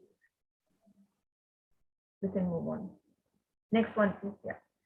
So Kutch has a diverse embroidery tradition and many embroidery styles and stitches. Maggie Baxter has been working in Australia and has been working with the embroiderers of Kutch through Sujan for the last 20 years. She works with block print and especially with Paco embroidery. She is particularly drawn to this raised stitch, which is a combination of a square chain stitch and a densely filled buttonhole stitch. This is the Paco is done by the Soda community, and this is Ganga Bai of the Soda community who does this work. This is the Paco that is done by Sujan embroiderers, and this is a blow up of the stitch which is used here. Maggie's work, unlike garments, finds itself displayed in exhibitions and art galleries, and is a good example of cross-cultural exchange. Yes, we can have the next one. Well, most of the work seen thus far has been interventions by designers. Vankar Shamji Vishram, who is interacting with national designers, not only refined the color palette. This was the original color palette, the Rabadi shawl that they wore for the men of the Rabadi community. And this is the kind of color palette that they're coming up with now. And this has been done by him himself, by observing, and they also make these kind of very fine cotton sarees, completely at ease with their own culture. The motifs remain the same, and so does the culture. And this, to my mind, is where all crafts and craft people should be heading, not emulating the urban lifestyle, but celebrating their own. We can move on. Block printing. So we have Bodhi working in Baroda, who have their own little unit where they create their own blocks, they design their own blocks, and they add hand painting and weave and the embroidery to it. Then we have Sunita Shankar with her, again, trademark minimal Bagru printing. And this is a block printer with their tools, which many of you are probably familiar with. Now, this is Dinesh Chippa. He is a third generation printer from a family of printers in Bagru. He's also a student of fashion at IICD in Jaipur. And I had the privilege of teaching him before the lockdown started. He loves to experiment with Bagru. He's perfectly adapted and can give a class to his fellow students, which he did. And he experiments with the color green. He likes to do that because that is a whole new color for this region. Using indigo, they use only natural dyes. And this is a traditional Bagru print. And Sunita doesn't go very far from it, but you can see that he is, which is another direction I think that crafts should be taking, where they are equally responsible for the creativity as the production. Yes, we can go forward. Amplification and enlargement is a strategy that the Biswasis have employed for redefining the already very complex Jamdani sari. I am told that this is now de rigueur to wear these enlarged motifs, and almost all the weavers are making them now. So as Vandana said, they are the trendsetters. Rumi and Bapa Ditya are also graduates from it. They work in many modes of handcrafting. So you have the very, very plain matha weave, which is done by very downtrodden weavers in Bengal, and the Abir sari, which I am wearing today. I'm wearing this one, which is a very affordable handloom sari. So we're talking about handlooming affordable. This is one of them. I think the sari costs about 800-900 rupees, which is quite affordable today. Bapa is also very adept at hand painting with natural dyes. He's working with indigo on fabric, and he's creating this for the craft triennale in Perth. They work very closely with the weavers to build trust and be able to incorporate these changes. Because you can imagine it might be de rigueur now, but it wasn't when they first started it, and they were the trendsetters in this regard.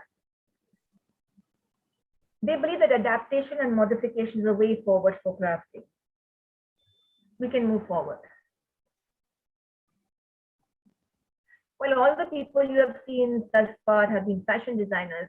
Poonam Pandit is a textile designer and also one of my students.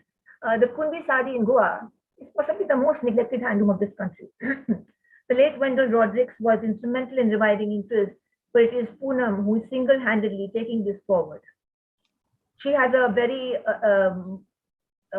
close working equation with Kaka, who's possibly the last surviving master of this fabric.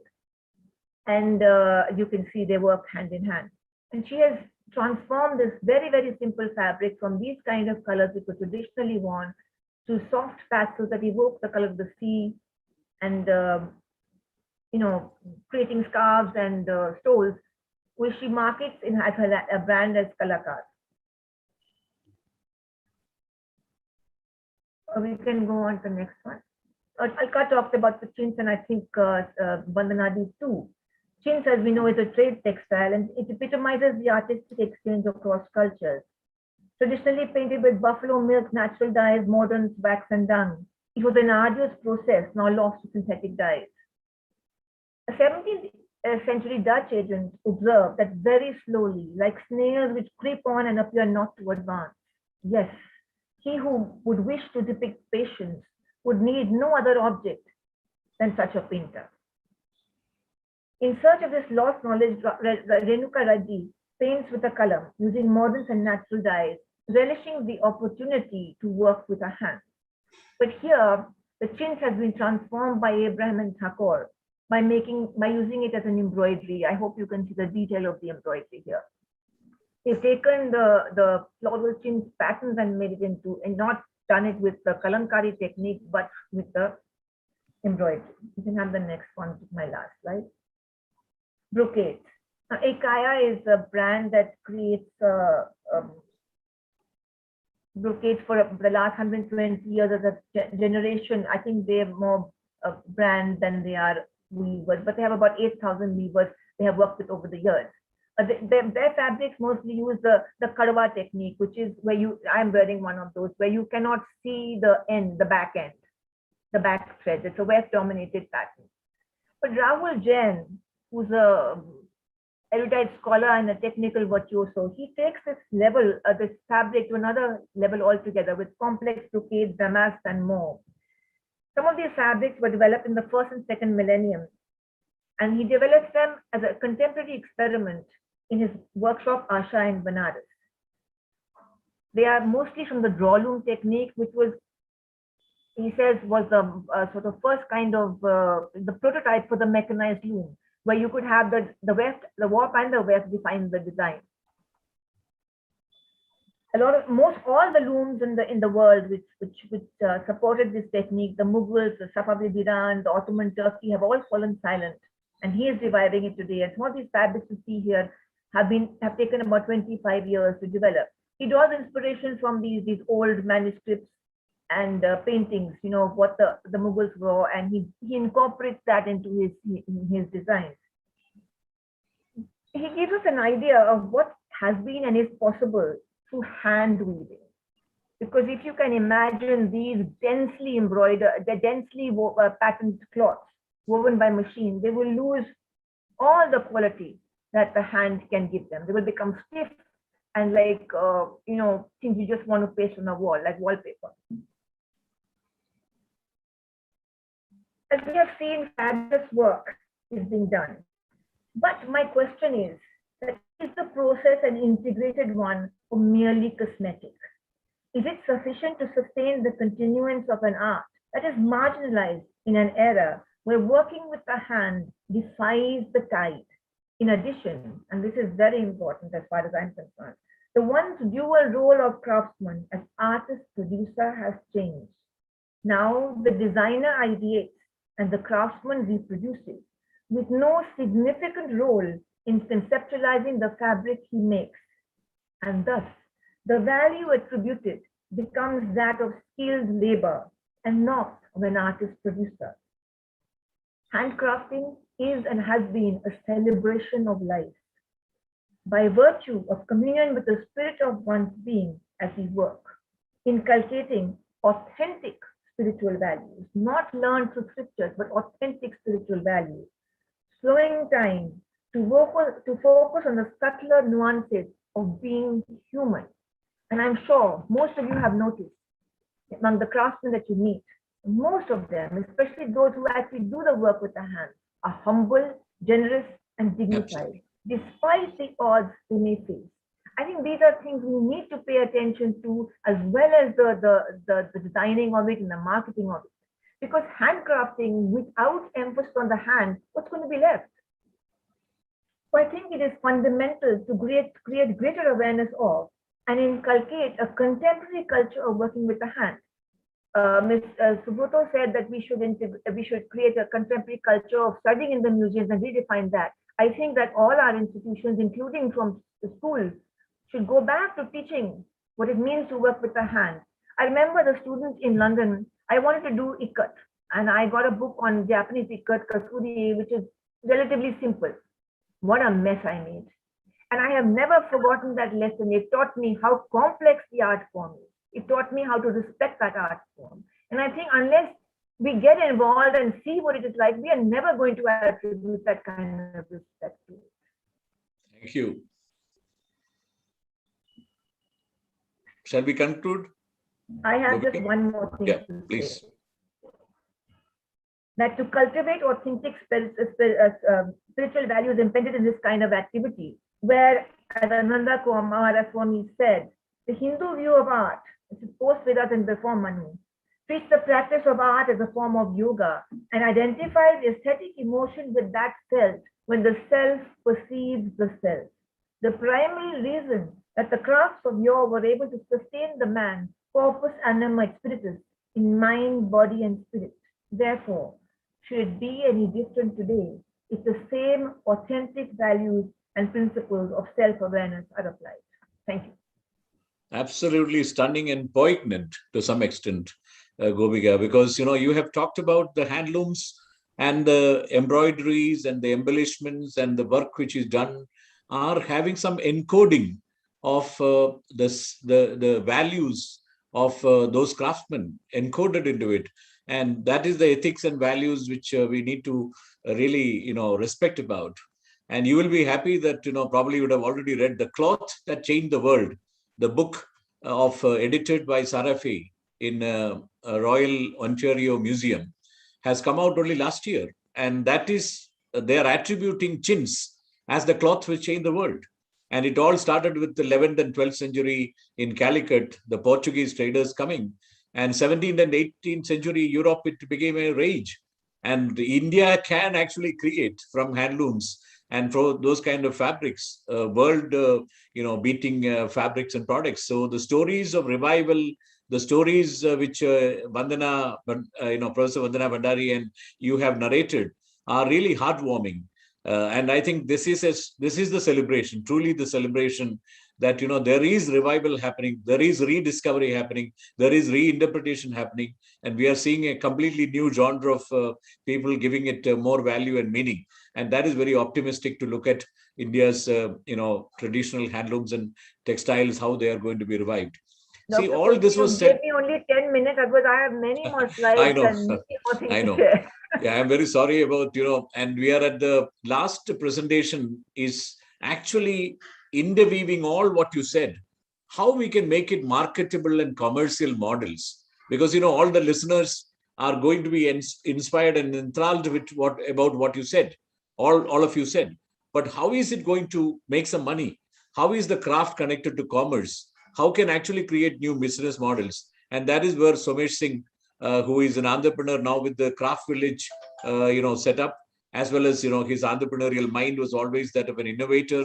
And during this COVID times, some of the innovations which he has created has won many international awards. So he's a big inspiring figure for the generation next. I present Somesh Singh, a very dear colleague and friend always. So Professor Somesh Singh. Thank you so much, sir.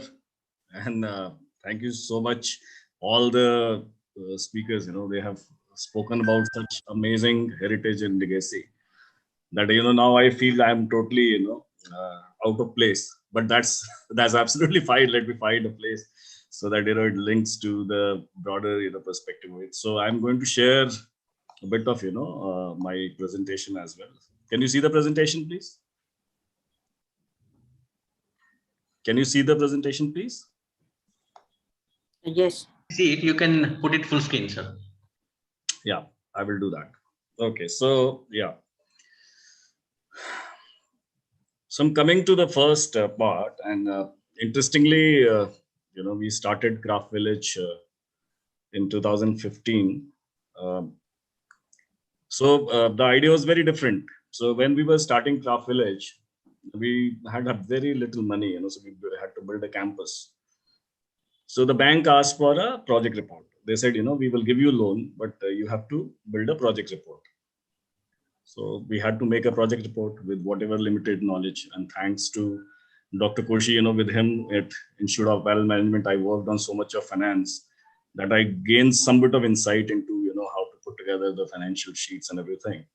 And that really helped me to put together a project report. But when we were putting the context in the project report, the figure which I saw was very, very alarming. It said that since 1990s, almost 30% of the craft person have become a daily wage labor. So when we say craft person, it is about, handicraft. It is about handloom. It is about all kind of, craft person coming together. Now that was a major, thing that actually shook us. Looking at that this is really something, which is to worry. And how I link that to current example is that we have got a project on camel belt breeding from Government of India. So, of course, we had Master Errol Pius Nelson. We were very happy. Now it is about training. So Master is there. Now we have to look at, who's going to get the training. So we started calling in Jaisalmer and Kutch. We could not find even a single person, who's doing it. Which means, imagine, we just have literally a last person doing that kind of, textile, braiding into the entire realm of, India. So that was the starting point. And then when we, dug a bit deeper, we realized that everybody is working towards survival and revival. There is no discussion that is happening on growth and succession. Succession is very important. I'm sorry to say, but, this is, as Dr. Koshi very rightly said, that I'm Gen Next, and I truly feel that I'm Gen Next, because if I look at all the leading names in the craft industry, I do not know who's going to succeed them after 5 years. Similarly, if I look at all the artisans, which is completely, massive aging population, ask them. I mean, recently I had a talk with Lalita Vakil of Chamba Rumal, Maya Sikdar of Kantha. And, we were talking to them. They said, we've become so old now, our vision has also become very, very blurred. It is very difficult for us to, embroider these textiles. And we are not able to do that. We were talking about the future and future plans. They said, now we are not in even condition to do these embroideries further. So we have to make a strategic shift from survival revival mode to growth and succession. That's the first thing which I want to emphasize on today. So when we started Craft Village, what was the dilemma? There was a dilemma. We looked at value chain. We looked at what is called supply chain. We realized that everybody is working back end. Everybody is going to villages, training artisans, training craft person, training weaver. Government is doing that. NGOs are doing that. Organizations are doing that. What are you really doing at front end? Were you building a brand? Were you looking at a retail supply chain or retail chain across the world, which is very powerful? Have you really built a massive brand which is going to attract the imagination of urban and global population? There was nothing. There was very little front end. And I can tell from my first-hand experience that when we started Craft Village, people used to come and they will say, we have to learn pottery and painting. Now you end up, spending hours and hours explaining that, look, this is not just the craft, which is there. If you talk about craft, you have kalamkari, you have madhubani, you have fulkari, there's a range of names which is existing. Why you're not talking about that? So the basic point we realized in 2015-16 was that there is oversupply and there is less demand. That was the basic, problem with the craft sector and with every sector. So now this was the biggest challenge because we had to work on, ensuring that the demand and supply matches so that, all the dead stocks, weavers and artisans, they have started sitting on and the kind of inventories, they have made years over years is actually not moving, their finances is stuck, their everything is stuck, they are really not moving anywhere. So what was the core of the problem? We realized that, everybody's treating this not for profit sector. CSR, that was a major component that came into being. And of course, it is an unorganized sector. I don't hesitate to say, because being even in craft space for now 6 years, we have not, we are hardly working with people who are into the craft space. Nobody is interested to partner. Nobody is interested to work together. I don't know what kind of actually space is this. This is sometimes, it also really bothers me that why we are not willing to partner with each other. And second is why we are, so firm that we want to make it not for profit. If you're not earning profit, you're not going to give anything to artisan. And as a result, what will they be earning? And slowly, if they don't earn anything, they will never going to continue their tradition or whatever. It will become a history. It will become a nice piece of history, tradition, everything. The second dilemma was for craft sector, we realized, and especially, even hand-woven handlooms. You look at 3-4 days in the social media, you'll find, oh, I love handmade on on something which is coming Independence Day or Mahatma Gandhi's Janam Din and all that, But we have not been really able to shift the axis from sympathy to desire. And, and it is very important that what is that imagery which is built in people's mind. We are all the time, asking, please help artisan. Please help artisan, give donation. I mean, is that the way how you're going to build $1 billion industry? Never. You have to really shift that sympathy access to desire, where people themselves say, oh yes, that's the piece of history, that's the piece of heritage, that's the piece of something, which I would like to possess and keep in my, possession, because it is so important, that I aspire and desire for it. So that was the interesting dilemma, which we really saw. And as a result, as I was telling you also, that we started a massive membership program drive, and we started looking at the annual income of the artisans. We realized most of them are filling 50,000 rupees, 60,000 rupees, 70,000 rupees. So an average income of less than 5,000 rupees a month. Now, is it really good enough to even survive? Think of, think in terms of a family, husband, wife, 1 or 2, 3 children, and then they have to also, manage the entire thing. They don't even, this is not even sufficient to survive their entire family. Forget inspiring their Gen Next to join the sector.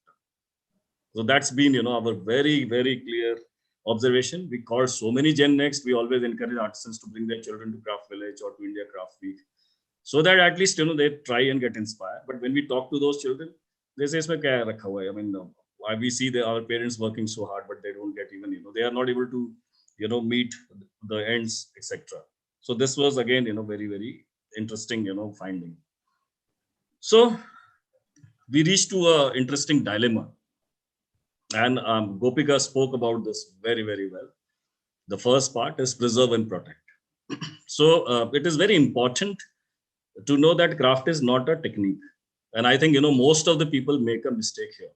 Look at any craft documentation. The majority of craft documentations part is technique focus, You make this motif, you make that motif, you make that embroidery. It's not technique. You have to understand that it's come from their complete experience of an artisan, from their cultural heritage, ritual, and everything, put together, they create something, they have their own stories embedded into these textiles. It is not just, something which has just come like that. I mean, when I was talking to Mahamaya Sikdar about Kantha, when I looked at her massive pieces, I said, what is it which you have made? She said, it's my daily story. So Katha, the story, my daily stories, I basically embroider. And you can see all these fascinating textiles with my own stories, So she showed 30 pieces. And within that, each piece has her own story. And what brilliant collection, it was. Similarly, if you speak to Gurupa Chetty or Niranjan, for Kalamkari, you realize, my God, what kind of fantastic ideation stories they bring in. And one of the very interesting part was Nina Sabnani's experiment with fur painting on water conservation. Fur painting is again a textile, narrative textile from Bhilwara. How much of they could save gallons and gallons of water into the entire region of Rajasthan just by using a certain bit of, textile painting into that. So it's important that we must preserve and protect the basic cultural part of the technical of traditional textiles. Is very important, because if you just treat them like a technique, change the language, instead of Chamba Rumal, for example, you have Ras Leela or Chaucer or hunting, you make Mahatma Gandhi or you make Guru Nanak Dev. Now you've actually changed the entire, concept of textile. Nobody will be able to even, understand and even associate that what this piece of textile is. Second is economy of scale. Very important, because also work with RDM hand wovens, which is the unit of Aditya Birla. And my first question was to them that if suppose they get very big orders from an international buyer, will they be able to produce that? And he was very clear. He said, no, they cannot. Which means there is not basic infrastructure in place, even after so many years of working into those clusters. They're working in, they're working in Pochampalli, they're working in Banaras, they're working in Kutch. These 3 clusters they're working. But imagine there is not adequate infrastructure in those places, which is there. And therefore, out of these 2 dilemmas, we started 2 initiatives called International Craft Awards, which is to recognize artisans, because people like, for example, Bimla Datta, who was 85-year-old in Madhubani, she never got an award in her entire life, doing such fabulous work. And before she dies, who's going to recognize her? You have to identify people like that to make sure that they get recognition at time. Similarly, India Craft Week, to ensure that, the global consumers global buyers have direct interface with the artisans. And I must tell you, and I am very proud to inform Dr. Koshi, in fact, visited. Dr. Koshi, in 5 days, they did a sale of now cumulative is 13 crores. So which is not bad in a time of pandemic, if they could do such a massive sale. It shows that there is a huge potential of, traditional handicraft. It is being done into an handloom. It is done into a very proper manner. So, I mean, okay, I talked about problems, but what is the way out? So therefore, there are ways out, which we have to really now figure out and start looking at. One is build hand woven as an organized industry. Yesterday also, when Sir was taking the basic, briefing session, I was telling him that, I am registering a company and I want to put into craft, hand woven, but I can't see a segment anywhere. So none of there in the government system itself, there is nothing which recognizes craft or handicraft or handloom as a sector. It does not. So therefore, if it does not, it says fashion design, textile design, interior design, furniture design, all those things are there. But where is handloom, handicraft? I'm working in that sector. I need that sector to be part of, what if I'm registering my industry or even company, I need that. So it's not there. Then bringing stakeholders together, very, very scattered, as I was telling. Everybody's working. I mean, for example, if you go to a cluster, you see 5 people working on the same thing in that cluster. Why? I mean, you could really, work together and look at 5 different clusters and, and work with your own strength rather than working on the same clusters and many clusters, nobody's working at all.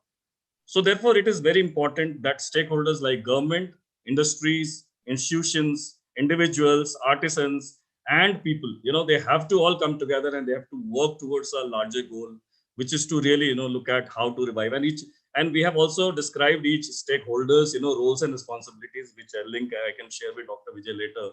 And you can go through it that, how we have done that. Second interesting thing is we also classified the clusters into something which is important. So cluster is not just a cluster definition. You have to look at cluster from 3 different perspectives. Individual driven clusters, where there are a lot of individuals doing things, versus community driven clusters, versus industry clusters, which is like Bhadoi or Khurja or Muradabad. These are all industry clusters. Now you can't have a same kind of strategic perspective in all these 3 clusters, no, because these 3 clusters have a different modus operandi. They are basically based on different kind of principles and they have different set of problems to be addressed.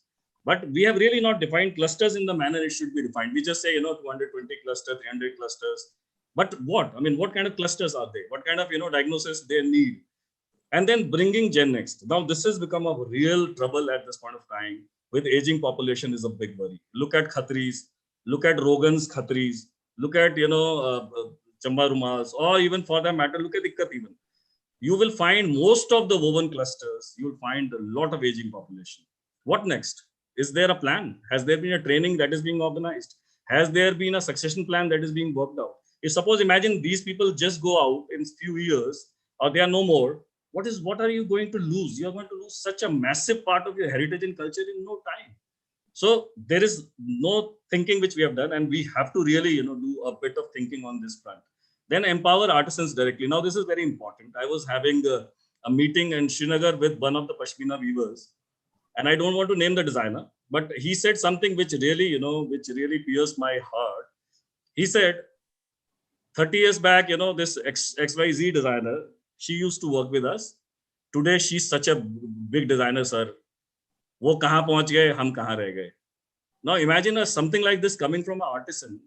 What kind of feeling are there inside their heart, Which means sometimes, I really feel that, I hope designers have not used them. That kind of feeling should not remain with them because they will stop. And as a result, what happened? He had 1,200 weavers working, 10 years back. Today, he's only working with 65 weavers. Imagine the kind of weaver loss, the net skill loss that has happened in such a span of time. So it's very important that, we have to treat artisans more as a partner than to, as a daily wage labor or a handmade labor, etc., which is not a right idea. And there where I completely agree with Gopika, that it is important that we must use sense and sensibilities of these artisans into the entire process. And then mind to market approach using technology to leverage. We have trained a lot of artisans in technology. We are doing it day in and out. Right now, the entire technology, usage is happening in terms of how do they do good photography of their product, for that matter, So every day we are having sessions with almost 30 artisans every day. That how do you really shoot your, your products professionally? so that, they learn basics and they can leverage that through WhatsApp, through Facebook, through Instagram, and they can create a, useful channel for them. And then invite investment and shift from not for profit to profit. That's the aim which we have now dedicated for, that we are going to make this a for profit industry, so that at least income increases 5x to 10x in next 5 years. If we can't do that, I'm sure that in 5 years, I'm going to quit this industry for sure. So what is the way out? Now, it's very important. I mean, because, since we are going through an entire process of investment for Craft Village, and therefore, we are talking to a lot of investment bankers, and we have also investment, professionals. Now, they were telling something which was really alarming. They said, Byju's, after Byju's, each education institution's value or education business value is now valued at 40x. So whatever your turnover is, multiplied by 40 times. Now that has happened. Imagine, just Byju's has changed the entire game. Before that, nobody was willing to invest even in education business. I mean, I know Dr. Koshi knows that how much, we were looking at this page at some point of time, and there was so much of, difficulty in getting investment for education-based business. Similarly, Zomato, it has crossed 1 lakh, crores market cap in no time. It was trying to raise only 9,000 crore, but look at, the kind of size it has reached and what kind of impact it will have now on the food business, in totality. Similarly, can we have venture capitalist, angel investor, bank institution, and create an investment portfolio or investment profile or investment funding, which is very important. And in terms of e-commerce, if you look at Jaipur.com raised around 70 crores, which is $10 million. And Goku raised around, 830,000 USD in funding rounds. It is very, very small. Most organizations are at the size of, 3 to 7 crores. And brand under 20 crores. Exceptions are like 2,000 crore for Fab India. Good Earth is 350 crores, and Sabyasachi again is at 350 crores. Is of course value more, but this was the funding which he's got from Reliance. So the point is that we have to brand handloom as the necessity, and we are at a right time. People are talking about sustainability. They are talking about circular, economy. They are talking about carbon negative fabrics. They are talking of all these kind of things. But have we really been able to brand and move so light speed that our handloom fabrics have actually been fitting into all these kind of criteria which world is talking about and they are wanting to procure? Have we really, fit into this kind of perception which actually world is looking at? That's the question. Then creating infrastructure to scale through common facility center. Common facility center is very important. And this is what we have given as a feedback to Invest India, which is a division of Prime Minister's office, that please in each district, each place or each city or village, please start setting up common facility center. There's a lot of money which is there. If you don't do it, you can never scale it. So that's what they have started now on a large scale process. Then ethical, responsible are the new codes of consumption. Can we really have the brand and promotions focused into those areas so that it really reaches to a massive audience all over the world and they become the responsible consumers for the kind of fabrics and textiles which we have for a long time. Then documentation of craft. Now it's very important that we have always talked about aesthetics, history, all those kind of emotions and all kind of, those things. But have we ever talked about science, engineering, and extraordinary feature which this textile possesses? And I just wanted, this is very difficult to read, but I will again share with Dr. Vijay to read this. Most of the facts which are mentioned here, you will not find even in any document. Now, this has only happened because, I eventually had a chat with Govardhan Gajam and I ate his head for 3 days. He could then give me, some bit of this information. Now, it is very important that we also bring less known knowledges of each of these textiles into the perspective so that it can be shared with the world and a lot of things they can pick out of, these things which are not talked about or not documented. Donna Karen New York did fantastic work. And as Dr. Kushi was saying that if there are so many problems, what is the model? That's very important. So Donna Karen New York created something called co-create. That's what she very proudly call it. And she's partnered with African artisans in this entire process. They made a multi-million-dollar business under the brand Donna Karen New York. And 50% of the profit sharing is done with the artisans directly. That's the first brand in the world which is sharing profits directly with the artisans. Now, imagine if that is the kind of business. If our Indian enterprises, your Indian designers, they develop partnership with weavers, artisans, and share equal profit. What kind of scenario? What kind of things it will really become? So therefore, I mean, in summary, I wanted to make my presentation very concise. So innovation, it is very important. And innovation, I just want to give another example. Pashmina weaver, again, I was talking about. So what happened is, when he was telling that only 65 weavers are remaining. So what is the road ahead? As he was telling that nobody buys shawls now. Stoles also we are trying to sell, it is not selling. So what should we do? So then we thought that why not to convert this into textiles?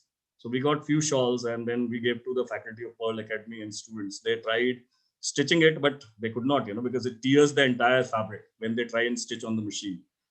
So it was not possible to make anything. I mean, they can't make any garment, they can't do anything. We went back to the weaver, we said, it's not happening. What you need to find out a way, you need to think how we can make fabric so strong, the same pashmina fabric, so that we can actually stitch it, so that it can be treated as textiles. After a few days, he said, my father used to, weave my, his own jacket 50 years back. And that time they used to basically, have this weaving technique through which they could really, create fabrics that could be cut and stitched. They revived in the process a technique which they lost 60 years back.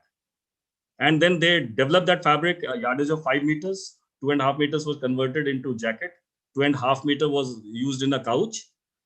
And in the first display and the first exhibition itself, the guy got 2 major orders from Japan and China. And they are still producing, the fabric till now. I mean, 2 years it's been, they're still producing that fabric. So one innovation, we did not do anything. I mean, we just basically, help them to think, go back, dig out. We are not designing anything. We are neither, intervening into the entire process of thinking, nothing. We are just telling that we need to diversify. We need to look into the extension of the product. Can you please provide a, base material like that, which can happen? And it created a massive, business opportunity for him. And the second is investment. It is very important that we have to make this, entire sector so attractive that people start investing in, they bring capital into this entire space.